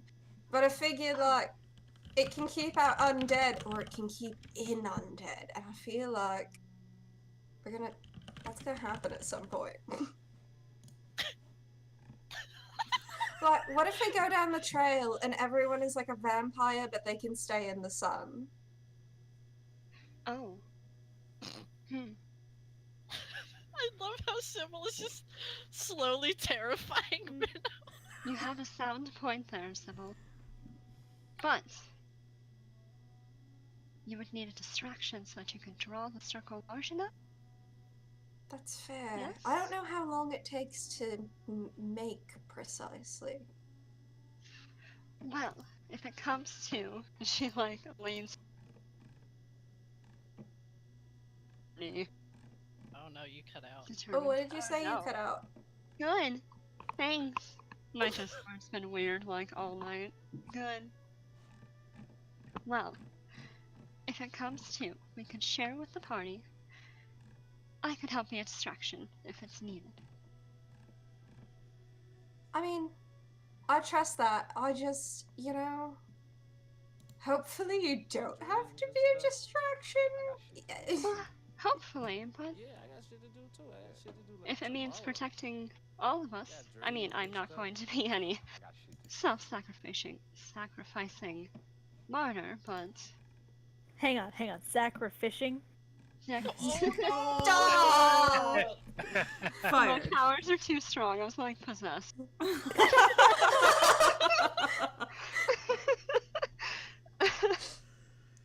I mean, I don't really think that you're the one who should be a distraction because you've got the light bringer, and that's probably significant. Just a sec, sorry. Oh, Corey, I said bless you. Dad sneezes. Fair. Well, I'm not good at this, tactician sort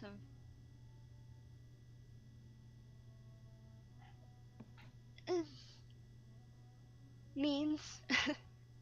So perhaps Grand Marshal Maria or Lady Nightcast could think of better use for it. I'll have to talk to them about it, but hey, what like, what are you gonna do with the whole chosen by a legendary weapon thing?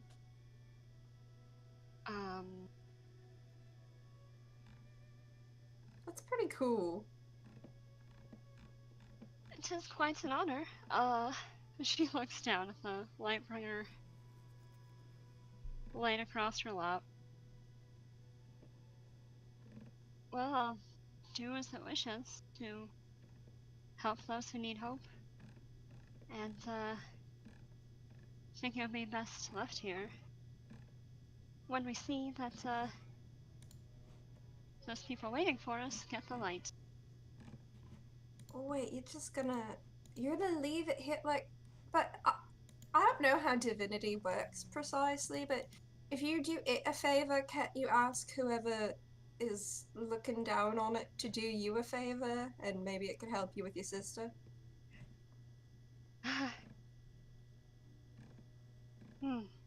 She looks like there was a flicker of shock and at that, but it's more like missing home and surprise that that's brought up after all this time sort of deal. Oh. Before she like hides that behind a trying smile. And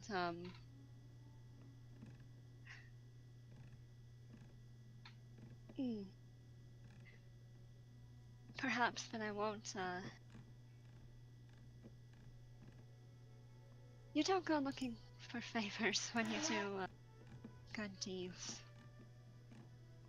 for others. You do it for goodness sake, and if there is some reward for it in the end, wonderful.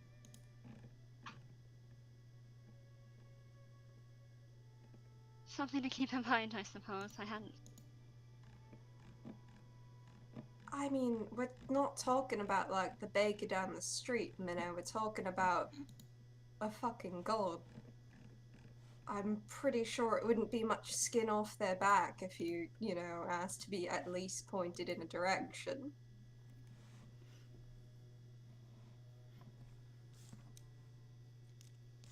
Inward screaming intensifies. She like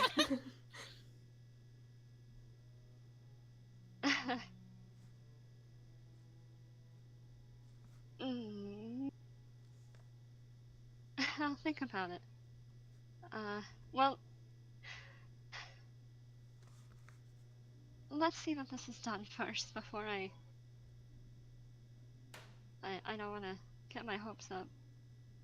Well, I mean, it's still worth considering your options. I'm not saying that you have to, though I think it's a good idea. But also, we don't know what's waiting for us on the long, arduous road ahead through this horrible green hellscape. So It's quite pretty. Like, those stars. it smells nice. Like pine and dirt. Yeah. I fucking miss Sigil. And she just kind of tosses the antler aside. Perhaps we'll go home soon, but thank you, Sybil. you know, duty and all that, I hadn't really considered it. And I will. Well, I just, if you don't want to ask people things, I'll just fucking ask things for you. Oh, no. I can certainly speak for myself. It's just,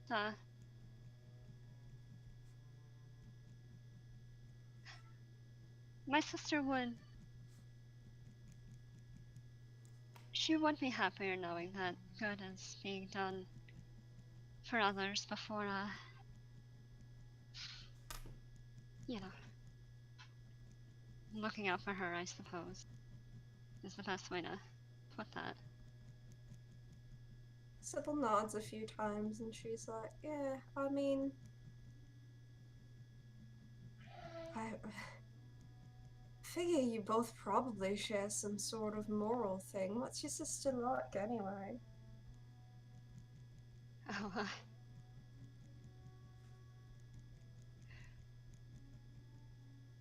she's like not looking at Sybil at all. It's like anywhere but Sybil. She's like remembering, just recalling, and it seems that she doesn't have the right words to describe her sister right off, but she starts with, my god, Corey.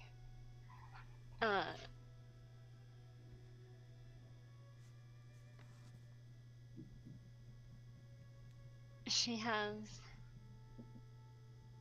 a smile that could light up 1,000 nights, make anyone's day, well, one full of sunshine, maybe not as bright and painful and rainbow spawny as this plane would be, but, very warm, loving. Every suitor wanted her back home. Wants her. She's still here.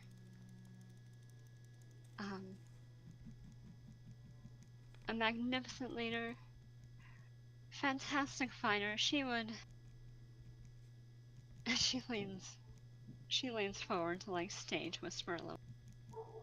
She would show up Lady Nightcast in a battle, I swear. I really admire her for her martial prowess, and to most of all to lead with her heart. But also emotions never clouded her decision, right? And it was always something I inspired. A lovely lady, and I hope if ever the day comes and we're all still together, you can meet her. And she her voice kind of cracked, and like there's some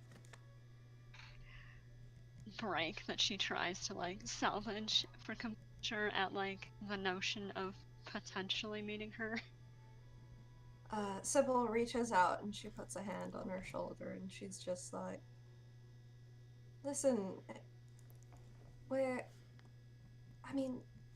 gonna go, we're gonna get this done, and I really do hope that, once we have everything here settled, that we can help you with everything. I mean, you've stayed with us through quite a lot, and your sister sounds really, really lovely, and I would hate to, have us fucking around hold you up from that duty, you know? It isn't,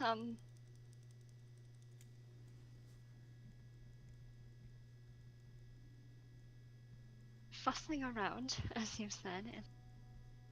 I mean, I use the curse version, but yeah. Minnow's precious. Oh, Minnow. Minnow say fuck. Yeah. Minnow say fuck. I mean, I think a lot of the good qualities that you described match you almost 1-to-1. I think And I think once we're done, and hopefully we get all these fucking people where they need to be, you'll be able to go and tell your sister all about it, and she'll probably... I bet she says the same exact kind of stuff about you. Already.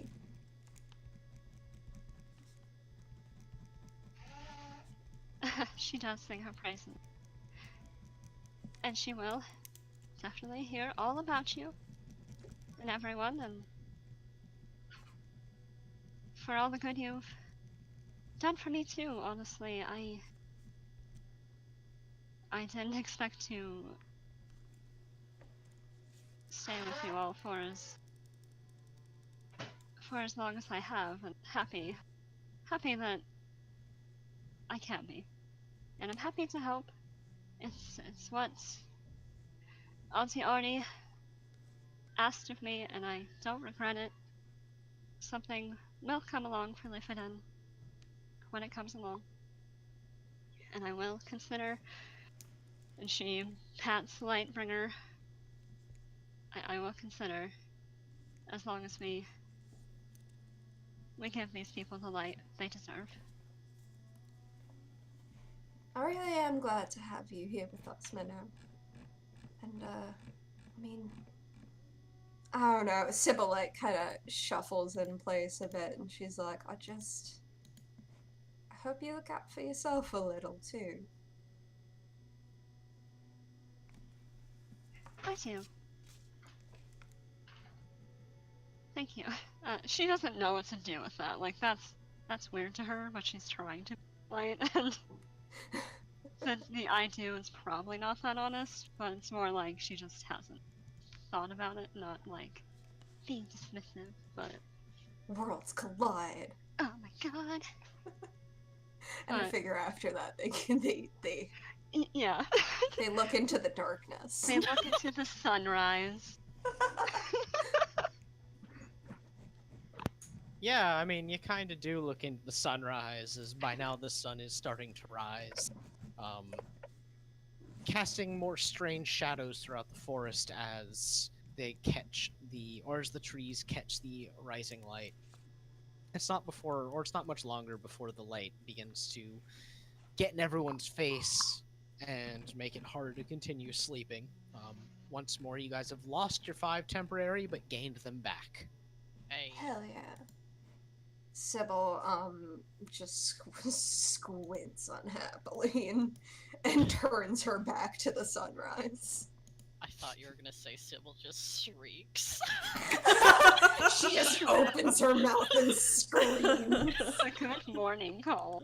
An unholy keening against the dawn.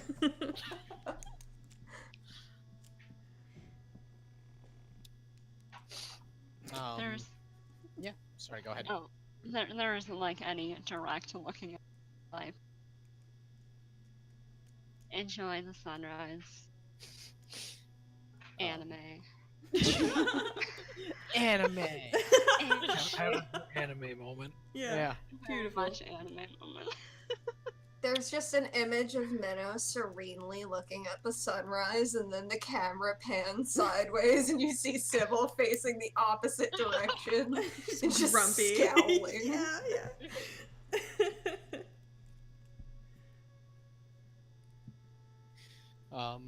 Yeah, so you guys get up, and is breakfast being made out of venison?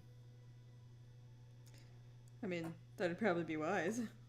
Yeah, they got it. They probably got it for a while. Yeah. Make deer pancakes. Delicious.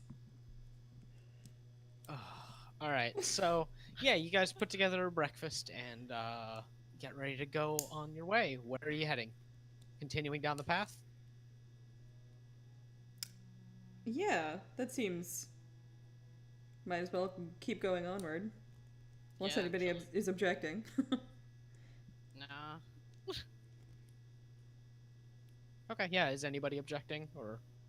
No, but as they go down the path, Sybil says, hey, did you guys ever hear that old wives' tale about how, like, chickens can go through dimensions naturally? What if we wind up in a village full of chickens? I'm sorry, chickens? That ain't a wives' tale I've ever heard. Which Yeah, no, well, it's a yeah. What? I heard. I forgot about Um, that. You know, yeah, like sometimes your pet chicken will open up a door and then you just somewhere else. is this a Sigillian thing or is it? Yeah. Ah, okay. that's the only place I ever heard. That Yeah. makes sense. Yeah. I mean, then I guess we find a bunch of chickens at Mm. the end of this We learn. fucking path. We learn to cluck. Imagine how fucked up it'd be if you looked at a chicken and it spoke to you in common. I mean, you know, that's not I don't think that's as weird as some things, like worm people. I can't decide which concept I'm least comfortable with.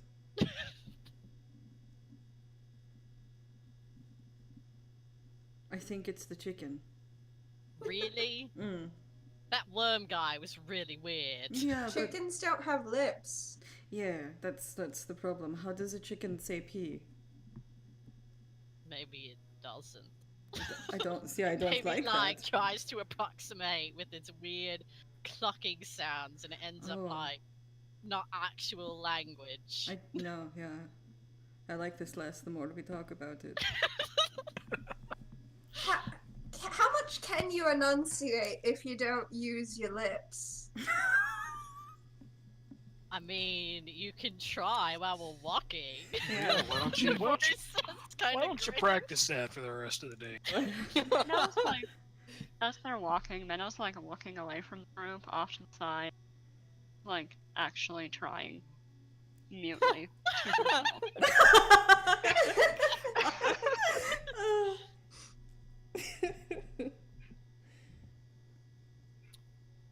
Okay. Well, so you guys continue down the path for a little bit. Clive, you're able to keep everyone on track. Not Everyone make conversationally, just directionally. Yeah, everyone make perception checks. Oh my god. Everyone? Yeah, everybody, while you're walking. 5. Damn, everyone's Yeah, including Thinking Boon about chicken and, lips. including Yeah. Boon and Kashak. those. Oh my god! Wow. God damn.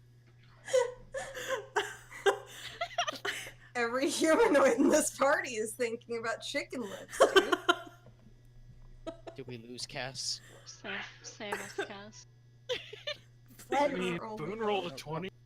Yeah, Cass, Boon's got this. Give Navori's me, okay. give me a perception check for Cass and Kashak. Guess it's 10. Okay. You have advantage? Yes. Okay.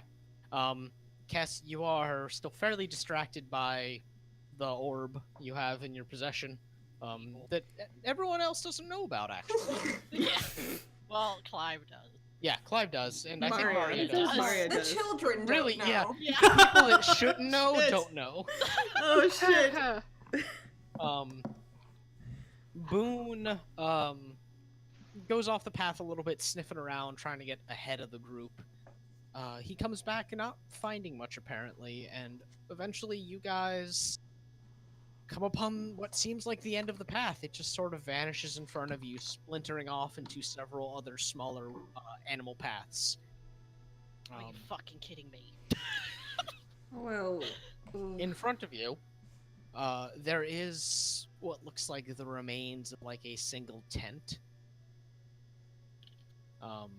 It looks old and tattered, like it's been here by itself for quite some time. Investigate. Okay. Yeah. Oh, a chicken definitely couldn't have set that up on his own. They don't have thumbs.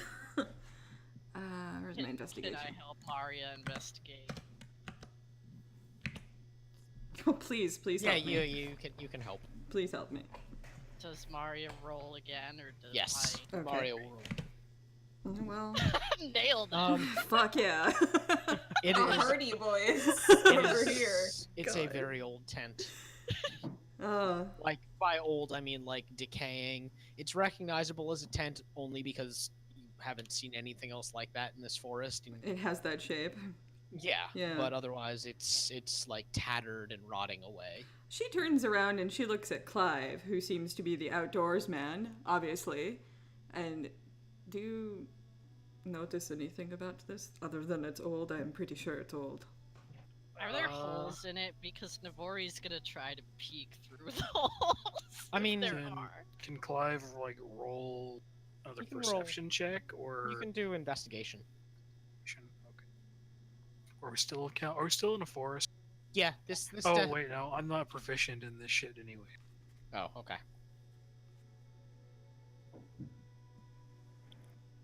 It just sounds like my neighbor above me is throwing bowling balls around.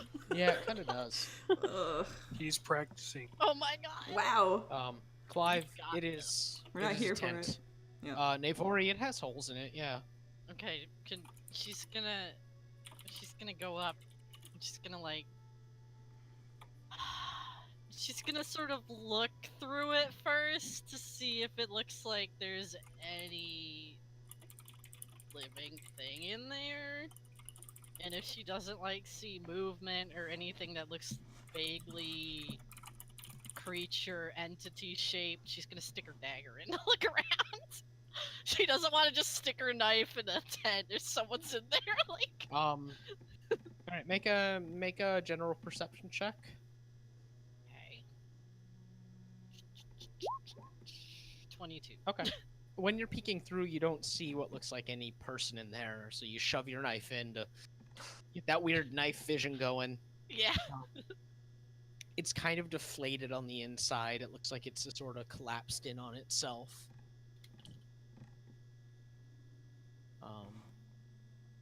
Like, is there anything in there?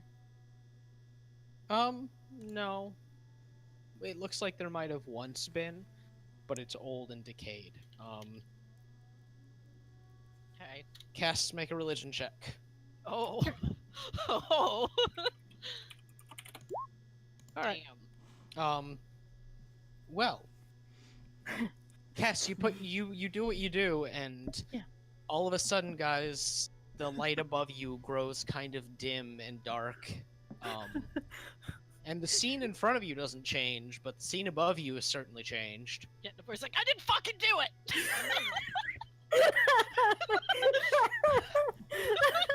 She takes her dagger out of the tent immediately. I can't believe you touched the forbidden rock, Navori. How could you? Nothing in there, I didn't do it! Clive just like turns around and gives Cass this look. Yeah, that's Maria does it too. She's just like, really? Smallest, like, maybe there's a smirk on her face. Oh, you rascal. Being absolute rascals on Maine tonight. The adults are having fun now.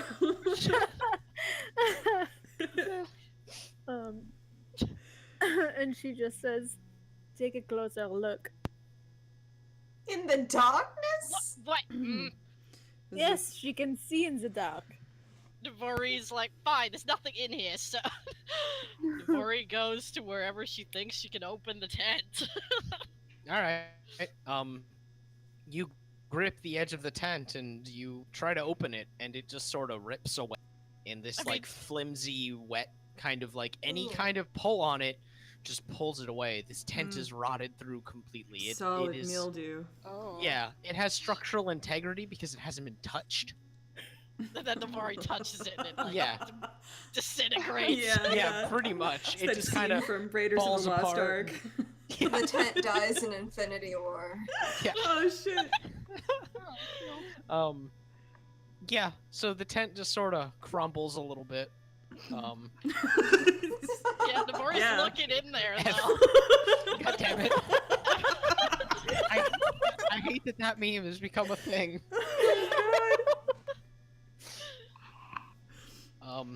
Yeah, looking into it, it is... Looking closer now that the tent is mostly gone, you see what might have once been like a bedding.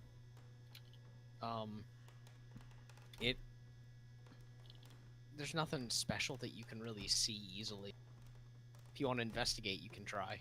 Yeah, she's gonna. Okay. She's just like, this is all on Cass now. She told me to do it. Not admitted. That's A whole fair. 9. Yeah. She's not That's good at gonna help. investigating. Okay. man. Do it with advantage then, Navori. Give me shit. another one. Oh, There we go. 6 eyes, Okay. folks. Yeah. Cass, you poke around too, keeping your hand in the bag. And you guys find a lot of nothing. Whole lot of nothing. Okay. Yeah.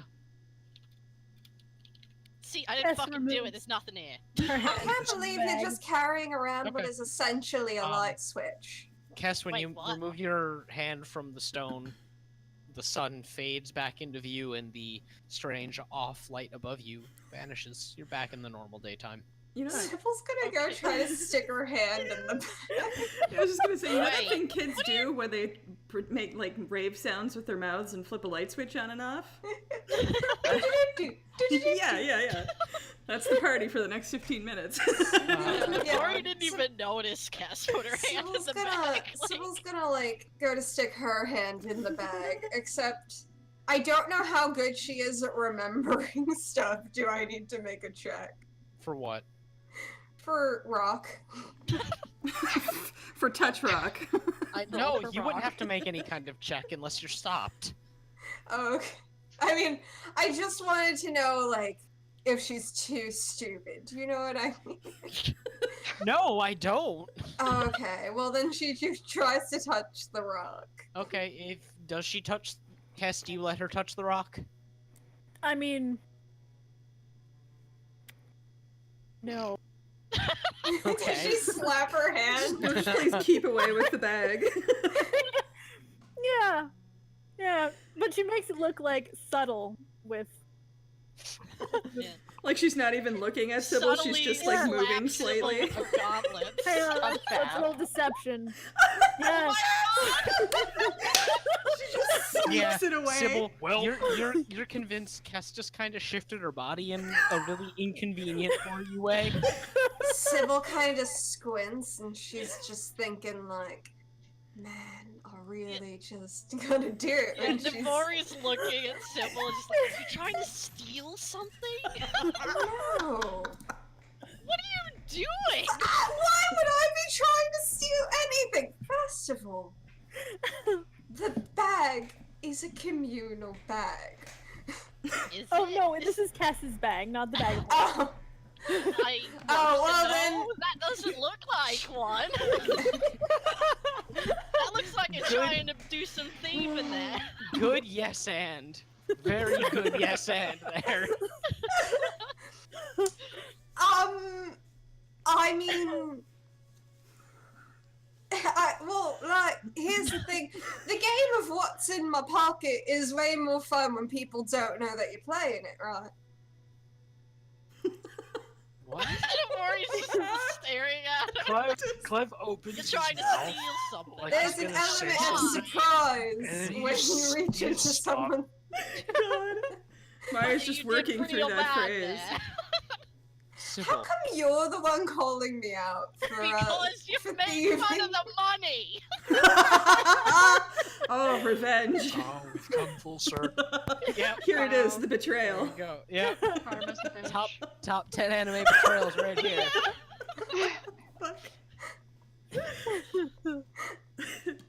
Shit. I'm sending a private note to the DM, and it's saying, when Navori doesn't look, Sybil kicks the money. Every time we can assume that when Navori's not watching, Sybil kicks the money. Okay, I would but like to here's point the out- thing. You don't know Uh-huh. where the money is in Navori's clothing. This is Schrodinger's This entire money. session has just been them shitting around in the woods. Yeah. Yeah. Yeah. It's the Blair Witch Project, but like so Really much worse. stupid. Yeah. So Cass is Got a little gonna. bit. Cass is gonna like just fucking choose a path with survival. Yeah, give me a survival check then. Alright, you choose the leftmost path pretty much at random. You look at it, you're like, yeah, looks like something walks down that path, and you just go. Yeah. Alright. Actually, you know what?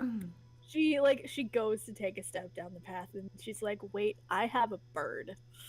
So she's gonna get on Kashak and she's gonna take a trip.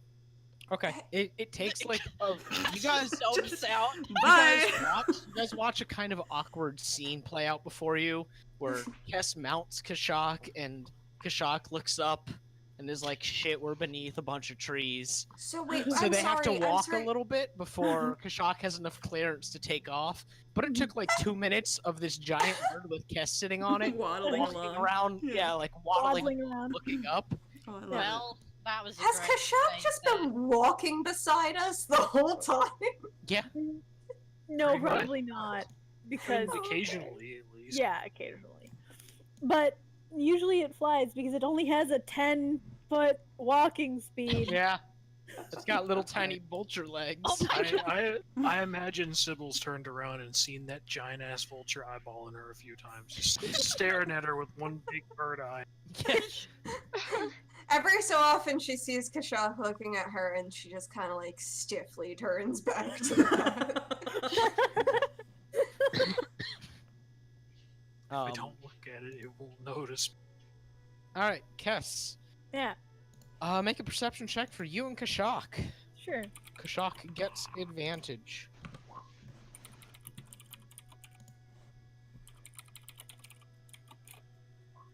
Okay.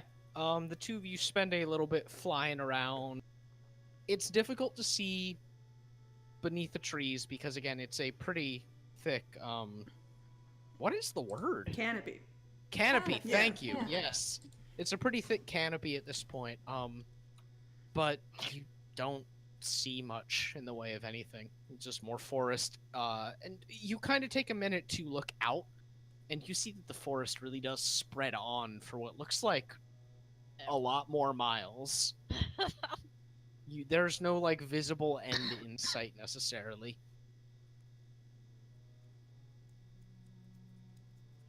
She touches the rock in the air. Make a religion check. Okay. Blip. I mean, they can't see you anyway, but you vanish. Uh-huh. Thanks. There Thanks. you go. I love that it does the color too, so I'm like, thanks, Cass, you drew. You know what? Just random. Might not even do anything. Might not even go anywhere. What if we touch the rock with the spear?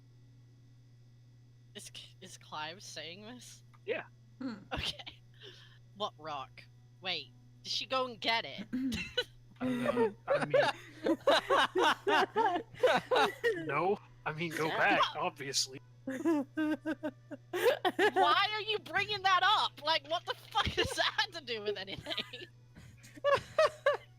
Can you make an insight check? Yeah, of course. You can always Like, do what that. the fuck? Clive, do you want to do a deception, or does she just see through it? Clive will attempt. Okay. Go with deception. Clive, though. Yeah, deception. Charisma. Okay. Charisma. I made the sun evil. Ah! Well, almost. It reminds me of this. Yeah, Navori.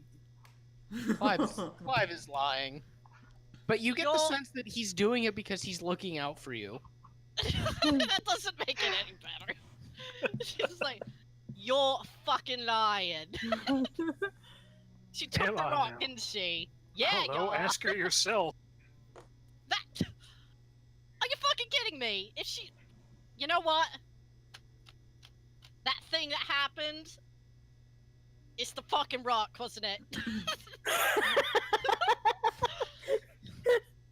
Jesus. Don't know Spoilers. what Tess thing you're has been talking fucking about. with you this entire time. Nave, what else did you think made the sky go dark? I don't fucking know. I stuck my knife in a weird tent. Who knows what was in there? Yeah, that's legit. That's adventurer life, isn't it? Yeah. I Yeah. stuck my knife in a weird tent. I hope she does that one day in a room that has people.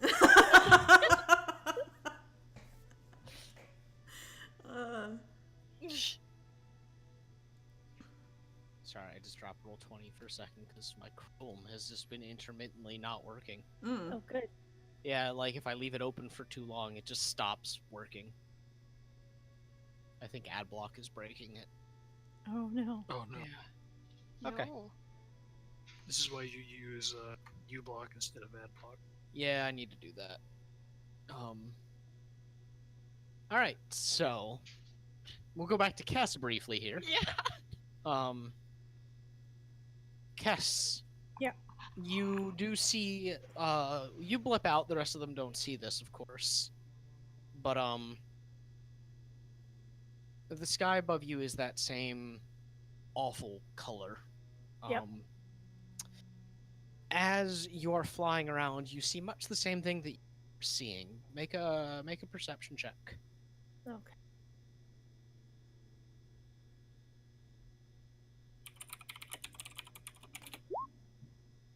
Okay. Can I do one for Kashak too? No, this is gonna have to be you, just you. Okay. But so we're gonna get anachronistic here for a second. Yeah. But the best way I can use to describe this, as you're flying, you notice the air up here is seemingly filled with some kind of particles. And it's like you're flying through the space of the upside down. Oh. Like with what's in the air, it's got that like weird black grainy feel to it. Hmm. And it's only this high up that you really notice it. And it's not like thick. Can But- she? So. Can they go higher? Yeah, you can try and go higher. You go higher. You've reached the limits that your mount can fly. If you want to go much higher, I'm gonna ask for Constitution. Hit Okay. the skybox. But you go up, and you see more, and eventually you do see, maybe in the horizon, the forest does end at some point, or you can see as far as you feel like you could ever see at this point, unless you go obscenely high. All right. So here's the thing. She turns around and she looks at the big black moon Yep. thing, right? Mhm. Like, does it seem like it's actually a celestial body hanging somewhere out in space, or You can make a something else? Remember Make that a- time our you know what? paladin flew to the moon? make a perception roll. Sure. She's an astronaut. She's an Azimarnaut. Oh no. All right, hold on. Let me switch back to it just for a better visual. Sure. I feel like that's more useful than looking at this right now. What are you trying to say? My immersion. I just realized So. this tree. Yeah. You stop to look at it, or Yeah. you turn to look at it, and you take a few moments to really try and gauge it. And it is a celestial body, certainly. It's up there, but the surface of it is too close. The fact that you can see what looks like currents moving through this black tar-like substance on what appears to be the surface of said moon makes it seem like it might be a bit closer than a celestial body should be, or whatever this thing is might not be the actual moon itself. You don't know what you're looking at necessarily, but it's high enough to be a celestial body, but you can see too much with a naked eye. Okay.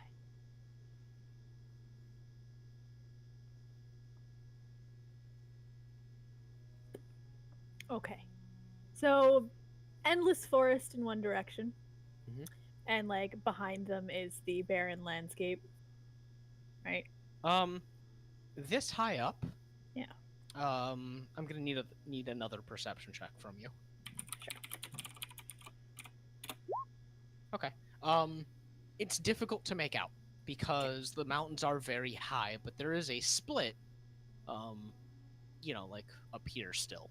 Yeah. And it does look like it is the barren landscape of Barovia on the other side of it. Okay. Yeah.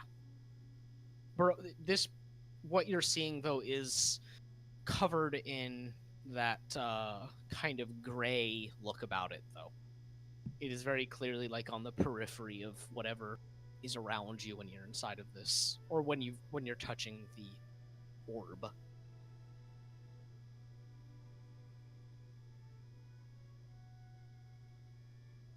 All right. So Kess is gonna be MIA for. She's gonna fly back to where they found the original rock. Okay, that's It's gonna take her a while. yeah. So we will move back to the rest of the group. What are you guys doing while this is happening?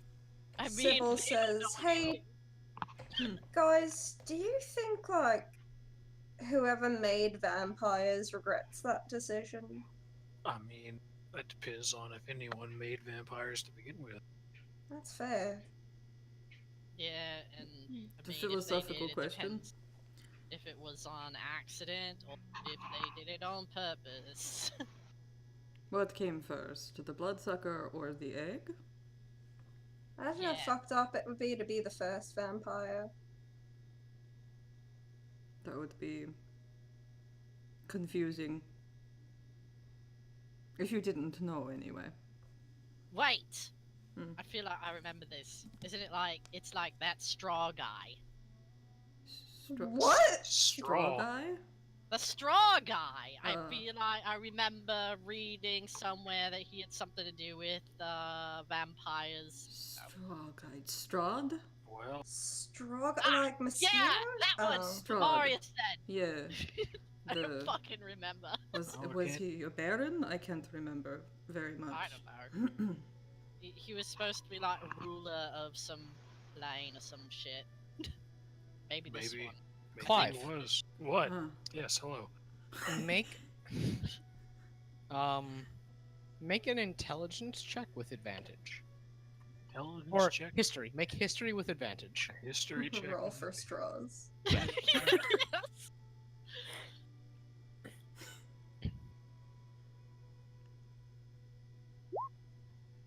Okay. Good. Great. Um, Fantastic. The name Strahd rings a bell. Based on what you looked into on vampires when you were plotting your revenge. Strahd does ring a bell and was probably the first vampire. You know, Probably, now that I think though. of it, I think I do remember hearing something about Strahd, something or other. Yeah, right? Hmm. But yeah, I think he has something to do with, wherever they came from or something. I don't know. Well, Well, I guess the first vampire would have to make more vampires, otherwise the curse, the disease, it would die with them. But like, did he make himself one? Did he turn into one? Did Was it someone like a don't know. curse him? yeah? I mean, my personal hope is that he's long dead. Well, yes, that's the ideal. Well, yeah. I mean, Definitely. at least they have really sharp teeth. Imagine how horrible it would be if every single surface on a vampire was blunt and they still wanted your blood anyway. What? Yeah, like they couldn't remove it, It's like when like without smashing you to pieces. That'd be I really mean, bad. They could just use a knife. it's like when you have a really dull can opener, and you just Yeah. have to beat the can against a What was rock. a can opener? I mean, I guess Really? like. A can. I guess like you could use a knife, but would the feral vampires know enough to use one? Hmm. You know? They I did mean, they seem- just rip you apart anyway. We saw that, I mean, right? Like, Feral they don't give a vampires, shit. Sure, there's plenty of non-feral ones too, and they're pretty intelligent. So That's fair. perhaps they would find a sharpened straw instead. Yeah. Yes. That's just being a mosquito. Yeah. That's What? completely fair. Yeah. Like a giant human-shaped mosquito. That's disturbing. I don't Imagine. like it. Imagine if They a are. vampire bloated up like a I mean, mosquito. they're both Oh. bloodsuckers. They got that in common. Mm. Ew. You never want to squish a vampire. You think you could hear the blood getting sucked out of you? Ugh. Like through a crazy straw. Yeah. Ghastly. I'm just like envisioning like those noises like you hear from a straw when you're like drinking something and it like starts getting air in the straw. Oh. My God. You're almost out of- Gurgling. Yeah. It's just like meanwhile back with the party. Stoner question. What do you think about vampires with dull teeth? Are you guys walking while doing this? Or are you I kinda figured hanging? they were waiting Yeah. for Cass to Yeah. get Yeah. back. She just like fucking took off, and everyone was like, "Well, we gotta wait for Mom to get back." So Hang It's around like when the your block. mom is like, stay here at the mall. yeah. We can't just move, otherwise she'll have to go to the intercom. Yeah, if we make Kess look for us, then she won't be happy. Or she just won't. Yeah, or she just won't, yeah. I think our fear of Say abandonment stay is much this higher. time. Kira from Say Joe not to either. She just could kind of buy fucked Yeah. up. shit. Yeah. Oh my god. Her, puni- Hater fuckers. her punishment is that we stay in place and she has to return to us. Alright, well, we'll go back to Cass. Right. You've been flying for a little bit. It takes about 4 hours of flying at a pretty good clip. Yeah. Since, you know, you've camped out like twice. Twice. Yeah, no, Um, she. Yeah, you guys have walked a solid,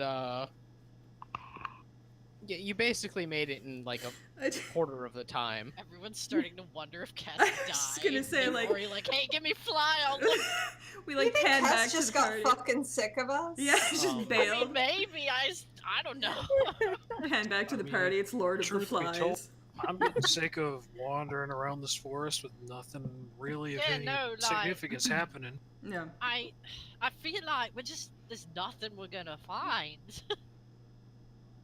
Well, we'll see when she gets back. If she gets back. If she's not back by tomorrow, maybe we start walking, yeah? Where are we fucking going? Back, yeah. We're just gonna leave her where the fuck she went. She's got the big flying bird. I think she'll see us first. Okay, well first I want to like be able to see, or someone else. Sybil, you could do the thing. The Wonder if amazing. Cass knows how to read perfect smoke thing. signals. The what thing? I mean, even if she You make doesn't, you'd people probably be the fly. only ones making smoke. Mm. Yeah. We could just burn another forest down if that's what you're suggesting. Ah, No, Oh. not Alright. particular. I don't think we can get away from this one. Be a little harder, yeah. Alright, so we're going back to Cass now. You guys, Just. Um, so, Cass, you have flown over the lake, where, yeah, everywhere you pass through starts off pretty gray until you get closer to it, at which point it kind of looks like it gets sucked up by the barrier that you're within, and then back out once you pass it. And you make it to the base of the mountain again, actually make a history. Cass gets lost forever. Yeah, nature, not history, nature. Can she survival to remember where she Actually, was? yeah, that works too. Cool. Okay. Oh my god. Yeah, you spot the little shrine easier than you might without the stone. It kind of starts to reverberate as you get closer to this location. So you do approach it, and you land Kashak nearby. What do you do from here? Well, she's going up to that shrine. Okay, She keeps her hand on the stone in her pocket. okay. Is there anything that happens when she gets closer? No. She touches the other stone. All right. She touches the other stone. Touches the other stone. I don't Yeah, like it when the it's- Um, DM asks for confirmation. It's no, that was just like, yes, that is what she Dramatic. does. Oh, okay. Reiteration. But Yeah. she waits a second. Okay. Her hand on the stone. This one's significantly smaller, Yes. and the sense of like longing temporarily grows a bit stronger, for fading into a dull what it's been this whole time. The sensation's never gone away as so long as she's been touching the bowl. Yep. But now, after that brief little connection, it felt like you're back to you're back to how you felt. You're holding a smaller stone as well as putting your hand on the big one. All right. She takes that one Okay. and she puts it in the bag too. Okay. All right. And then she takes her hand off the thing Okay. and she's gonna fly back to the party, Okay. having collected the other part that Okay. she feels that they should be carrying around. Okay. Clive has gotten bored to the point where he's taken the antler and is now like making Boon play fetch. Yeah, it is a little after midday at this point. Maria's Before- reading a book. She's reading a book. Sybil is playing pan flute. It's cute. This is idyllic.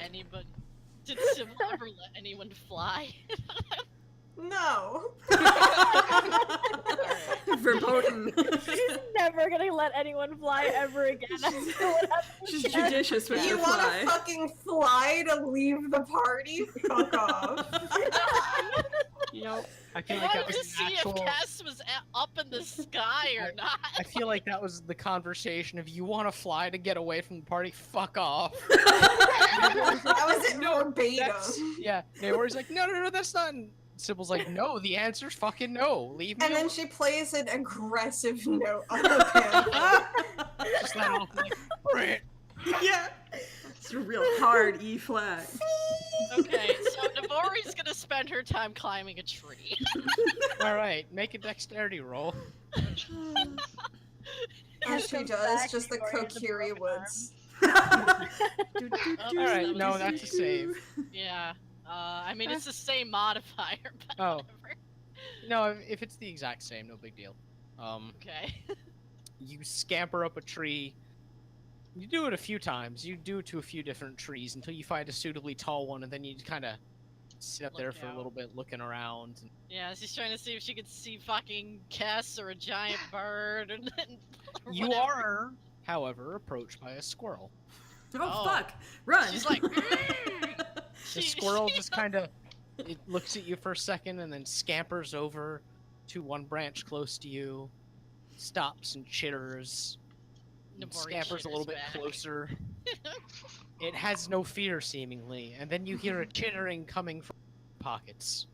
Uh-oh. Oh. Oh, shit. Oh no. It's the money's cousin. Takes out the money. The change. The money pops out and just stares at the squirrel, and the squirrel stares back. Oh. And actually, hold on, I need to make Oh a roll. my Oh, God. what? I'm gonna fucking Money's fight. conversing with the squirrel. I love And then they this. find their way. Yeah. Some Pokemon battle music. All right, so up above, you guys hear a loud sound of conflict happening. Navori, you start making noises because the money has leapt out of your pocket and is fighting the squirrel. Oh my Oh, wow. Oh, God. fuck. Oh, Just a Navori's like, tiny, furry, angry fight happening. Oh, gay. It's just Navori's like, throwing you down. get them, you get that thing.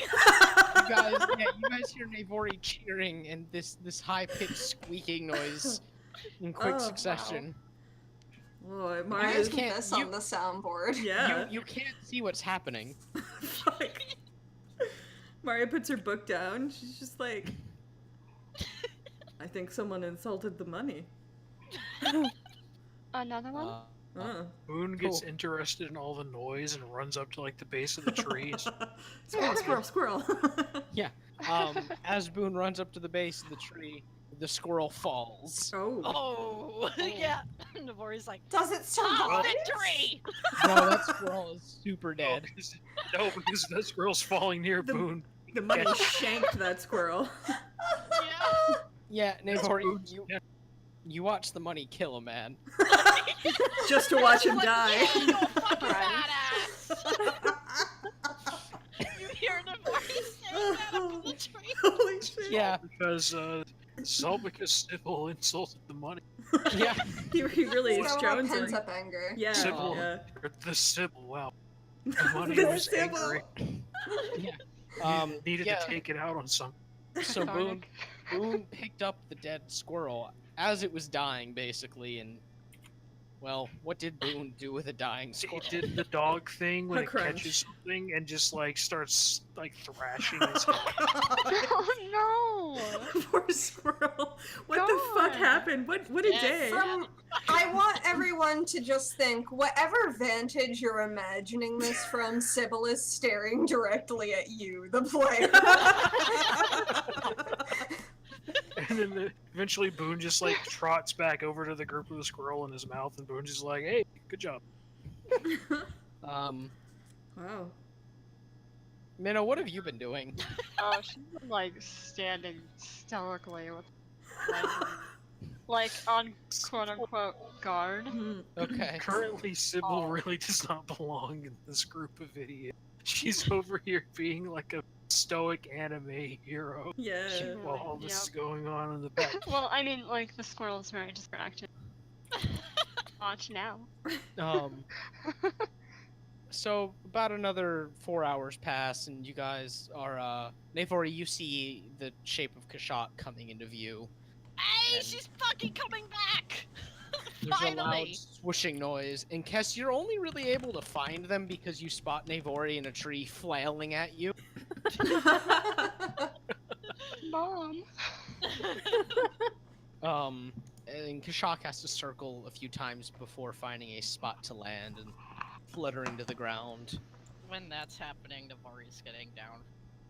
She also rewarded the money with some good bits of whatever the fuck she was been carrying around as food. More deer, I guess. Reward him for Medicine. killing a man.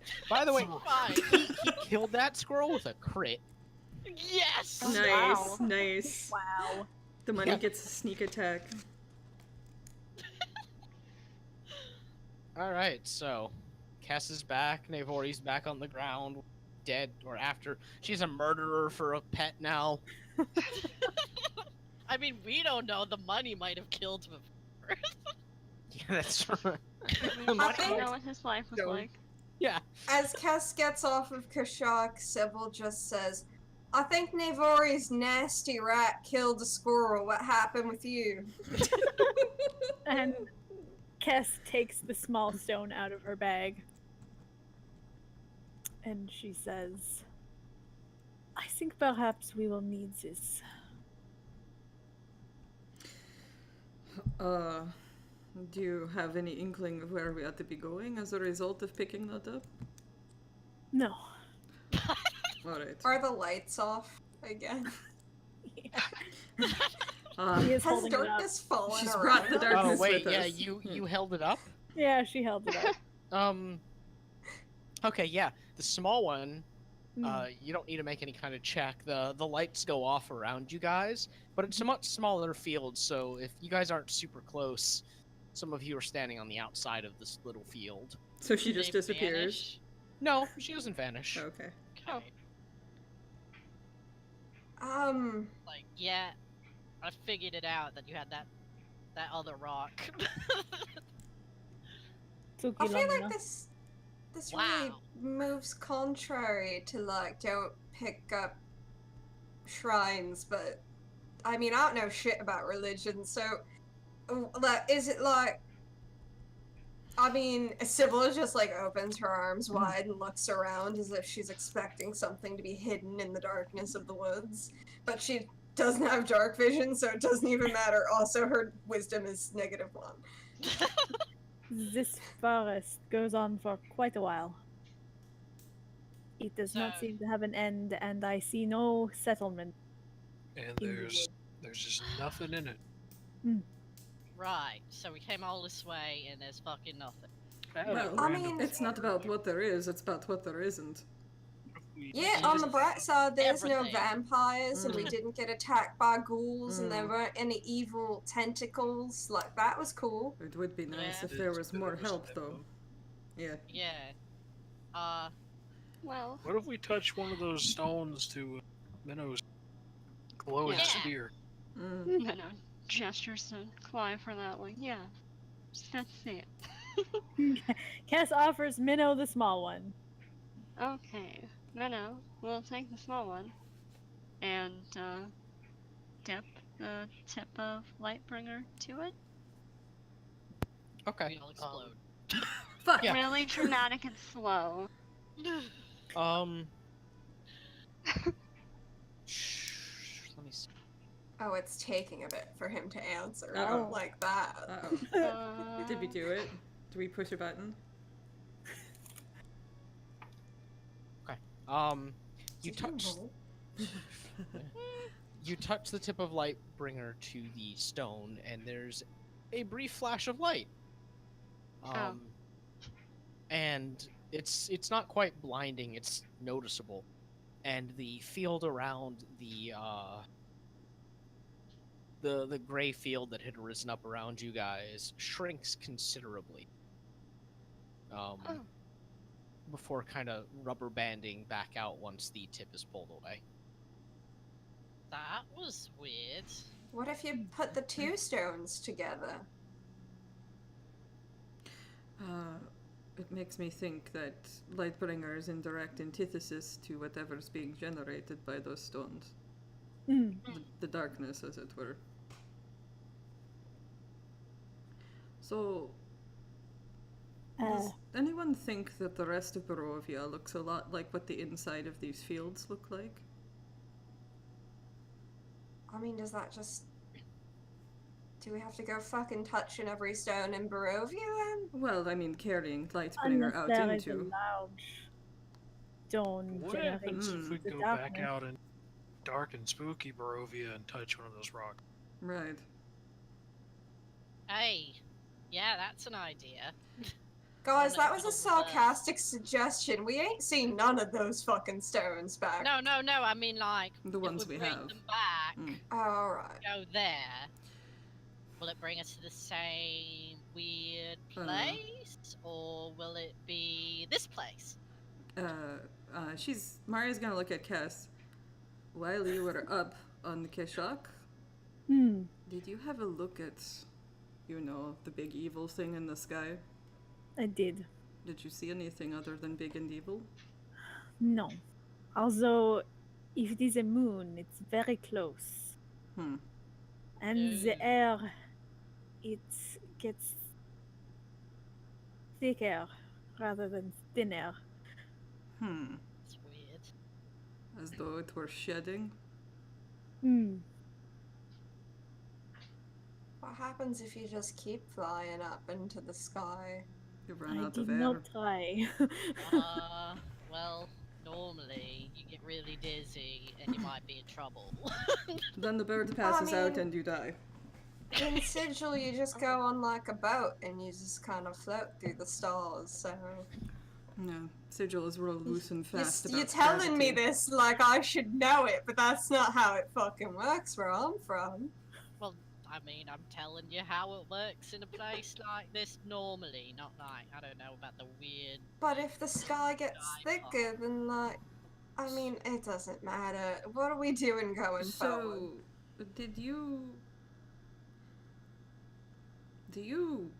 Can you track these stones? She's still looking at Cass.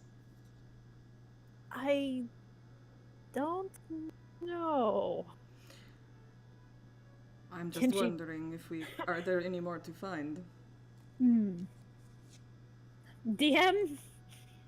Yes. What kind of check does Kess have to roll?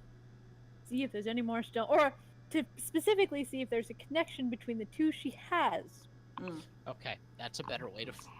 Jesus. It's a better way to phrase... I'm remembering why I hate mics, because I step all over wire. I was about to say, did you just eat shit? No, I just stepped on the fucking wire, and that is literally the main reason I stopped getting wired headphones. Yeah, I break most of them. Anyway, yeah, you phrase that in a way that I can actually give you an answer. Hey. This would be religion for you. Okay. Is there anything I can do to give myself advantage? Nope. Well. Hey. You don't even need it. It's hard to say if there's a link. You don't sense anything like intrinsic, other than the fact that these two very clearly, quote unquote, lead to the same place. You don't really know if there's a way to use them to scout out other stones, other than knowing that When you got close to the smaller one, the larger one had a slight reaction to it, not a big one.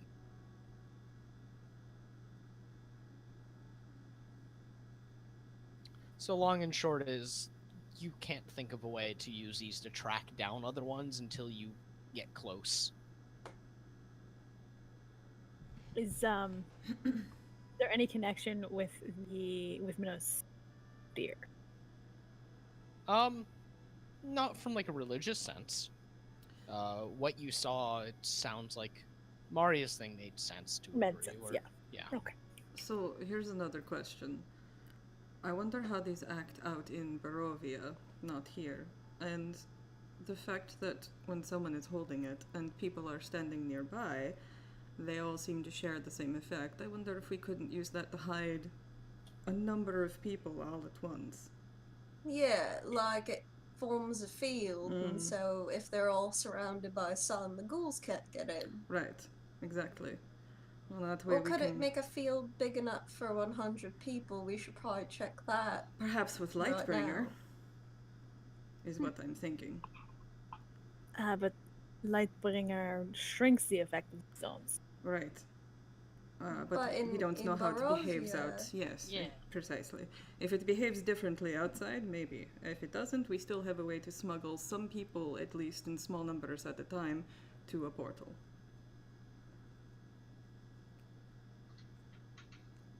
It's something. Mm. Right now we got nothing. You said Right. the forest goes on forever. I was thinking, we'd probably just end up going back. We don't got no direction. Mm. What if the trail's just a big circle and there are more stones on the way? Well, we haven't seen any on the way, have we? I don't I mean, think we so. did see two throughout the That was course like of a day. way back there. Mm.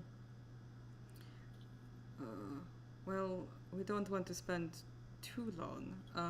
How big is the field generated by the big boy? Is that like 25 feet or something? Yeah, once it seems like it's kind of active, this one seems like it's about 25, 30 feet. Okay. Alright, here's the thing though. How many rations do we have? Because, like, we're gonna want the vampire man to come round anyway. That way we could just kill him, you Mm. know? So, that's, like, on the menu for us. So, Yeah. if there's one more stone on the trail, like, what would it hurt to have it? Is what I'm Exactly. saying. That's fine if we find it, but like, Well, Well, I mean, I just think we should go a little further and see if we They've- find one, and if we don't, we go back. Mm. they've all been on the path. Yeah. Follow the path. Well, the forking path. Oh, that's fair. It was hard Path to tell did if, fork. if these are deliberate or animal trails as well. so what? You don't get nothing, like, they don't, I don't know, react They- to each other or anything? They resonated briefly when I first picked up the small stone, but otherwise, no. I mean, I guess the best we got is to go down a fucking path and see if that happens again. It's worth taking another day or so, yeah. We Yeah, I could mean, split I just up, think. Yeah. We'll cover just- more ground. Mm. Oh, wait, split up. I mean, That might not be a good idea because most of us would get lost immediately. Split up into two groups. Well, Uh, there's Sure. that, or you can fly around on Kashot, right? You yeah, can- you wait, can I fly want to low just the see. canopy one way. Hmm. I want to just see a thing, right? Like, can. I have a question. Huh? So, like, can I just fire an Eldritch Blast without having a specific target? Yeah. Alright, Are you just gonna, like, shoot it off? Oh yeah, like yeah, a flare. up in Mhm. the air. Yeah. It goes Okay. 120 feet. Does it go above the tree line? I don't know how big the trees are. Yeah, it goes way above the tree line. Okay. Okay. Um, Yeah, Sybil's just like, alright, so I can do that. So I suppose we could fucking, you know. Yeah, at least that way. I feel like I shouldn't be. Okay, here's the thing. I'm just from a somewhat tactical standpoint. I guess I shouldn't be in the same fucking party as Clive because I've got the the big shiny beam, and I feel like Clive could fucking track that, you know? Or I cast mean, I some could do that Kishok. too, only with fire, so I'd have to be up in the tree to do it. But I mean, I can climb a fucking tree, so there's that. Alright, well then you and I shouldn't be in the same party. Okay, real quick. Maria, make an Arcana check. Oh, okay. The DM raining us. Us with these awful ideas. 19. Okay. I didn't really want to do this. Uh-oh. Maria, you, as everyone's talking, you stop and think, and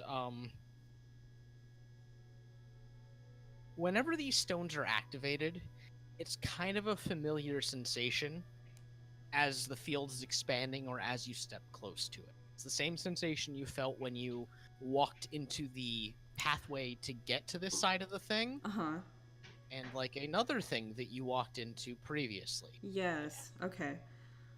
So she zones out for a good 5 minutes while this splitting the party is being discussed, and then just kind of snaps to again. You know what these feel like? They feel almost identical to the way it feels to pass through the field outside of Stonecross. So we just take as stones. I would bet you a lot. So you're saying these could be used to repel undead? As well as there's probably more in, his manor. Probably the big one. Exactly. So, if we gave these to folks back in that village and pointed them the way they needed to go to get here, would they be able to travel here safely while carrying those stones? Or, you know what? We could test it on the way back. Exactly. Or they could take them to the portal to Sigil, That too. That also worked. So I think we probably don't need to go much further. Good. Because we've been going forever. Let's take these back and see what we can learn about them on the way there. Fair. That's fair enough. The longer we stay gone, the bigger risk of something happening back there. Yeah, I don't like to think if he's already home. So are we all in favor of heading back then? Yeah. Yes. I wish there was a way to do it faster. It took us like mean- fucking days to get out here. Only theoretically, I fucking hate I hate ghouls, and we're gonna have to look at a lot of them No. prowling on the edges of our field. I understand. It's not going to be fun. If they can't get in, they can't get in. Works out well. Well, I mean, we need to see if it works before we give them to people and shove them out there. Yeah, of course. Yeah, we are gonna have to go do some experimenting, so Yep. let's fucking head out. Okay. Maybe we could give the money a stone and have them just walk out into the middle of a field, Oh, well. I still have The money so wouldn't be able to hold something like that, I don't We think. could tie it to his back like a little backpack. How big? I'm guessing these stones are too heavy for that. Tiny Atlas rat bearing Yeah. the world on his little shoulders. Yeah, no, they're the smallest one. Again, it's like the size of Minnow's fist. Assuming the money is not that big. I've been assuming the money is a big fat rat. A New York rat. Yeah.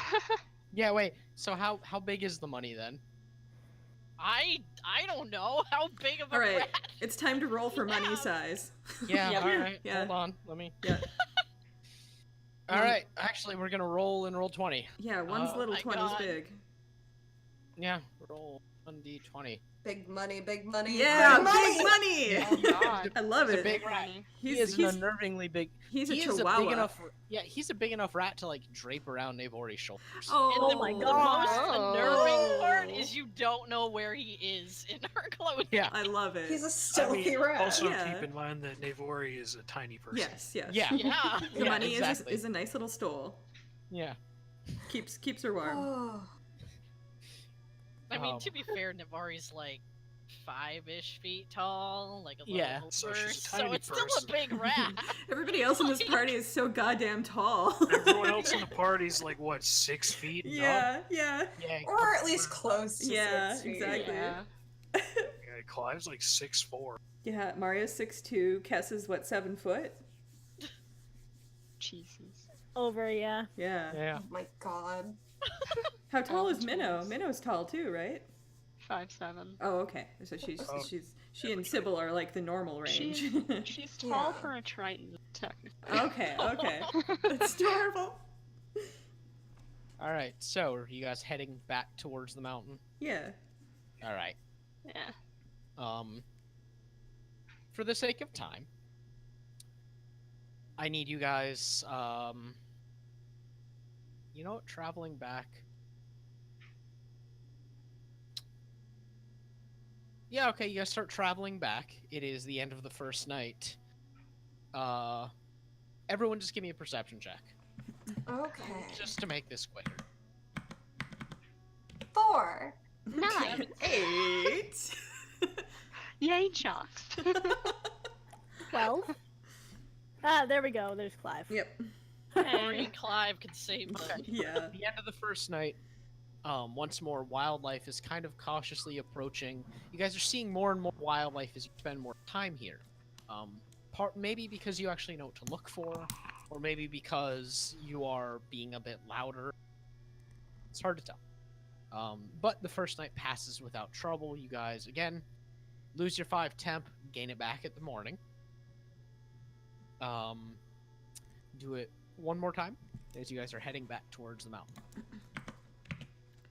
Yeah. God. 4. 20! Thank God. One of them is always watching.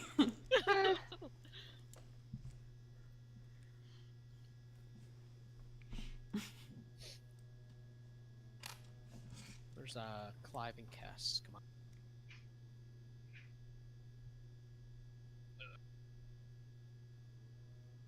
This is another perception. Yeah. We're like expediting the you guys heading back. Okay.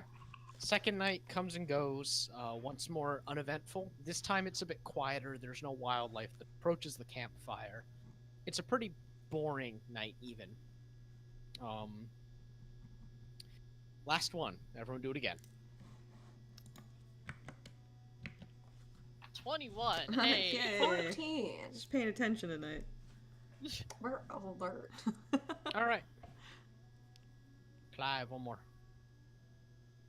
I did do one more. Oh, yeah, okay, he yeah. That was like the first one. Right away. Okay, yeah, I see it. All right. Clive. Clive and Kessa's watch. Yeah. Everyone else, nothing really happens.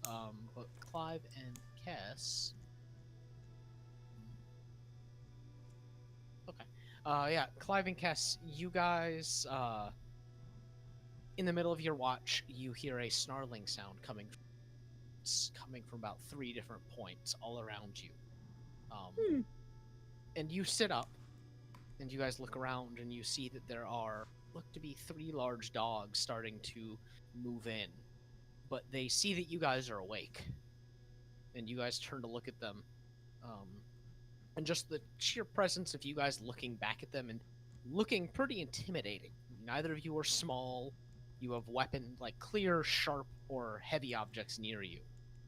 These animals are clearly intelligent enough to immediately back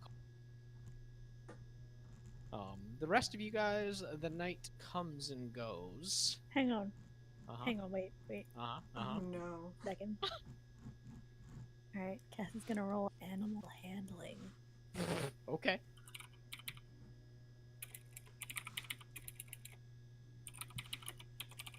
She's gonna look at Clive pointedly for help as she pulls out some food, aka leftover venison.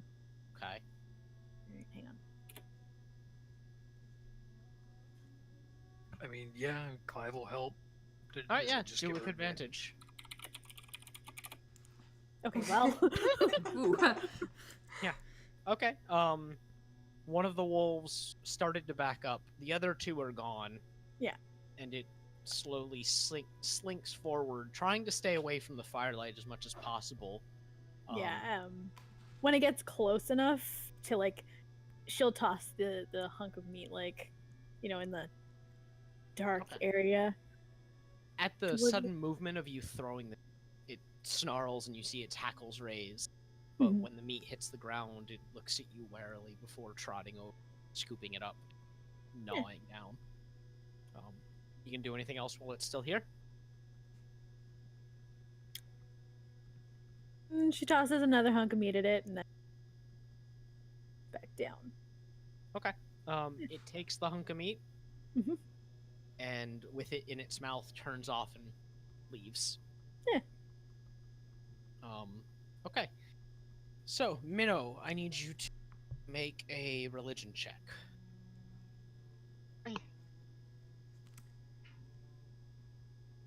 14. Okay. Sybil, during your Minnow's watch, you see Minnow hold Lightbringer in her lap and very clearly kind of meditate on it. And Minnow, you try and just open your mind up using the training that you were given as a child to teach you to fall into a sense of emptiness. You find a center and wait patiently, keeping your mind open and just everything ready to receive any kind of message. And in doing so, you do hear a whisper of some sort. It's in a language you cannot understand, but it's an encouraging sound. And it's a kindly voice. It doesn't sound angry. It's kind of sounds elderly, almost. Okay.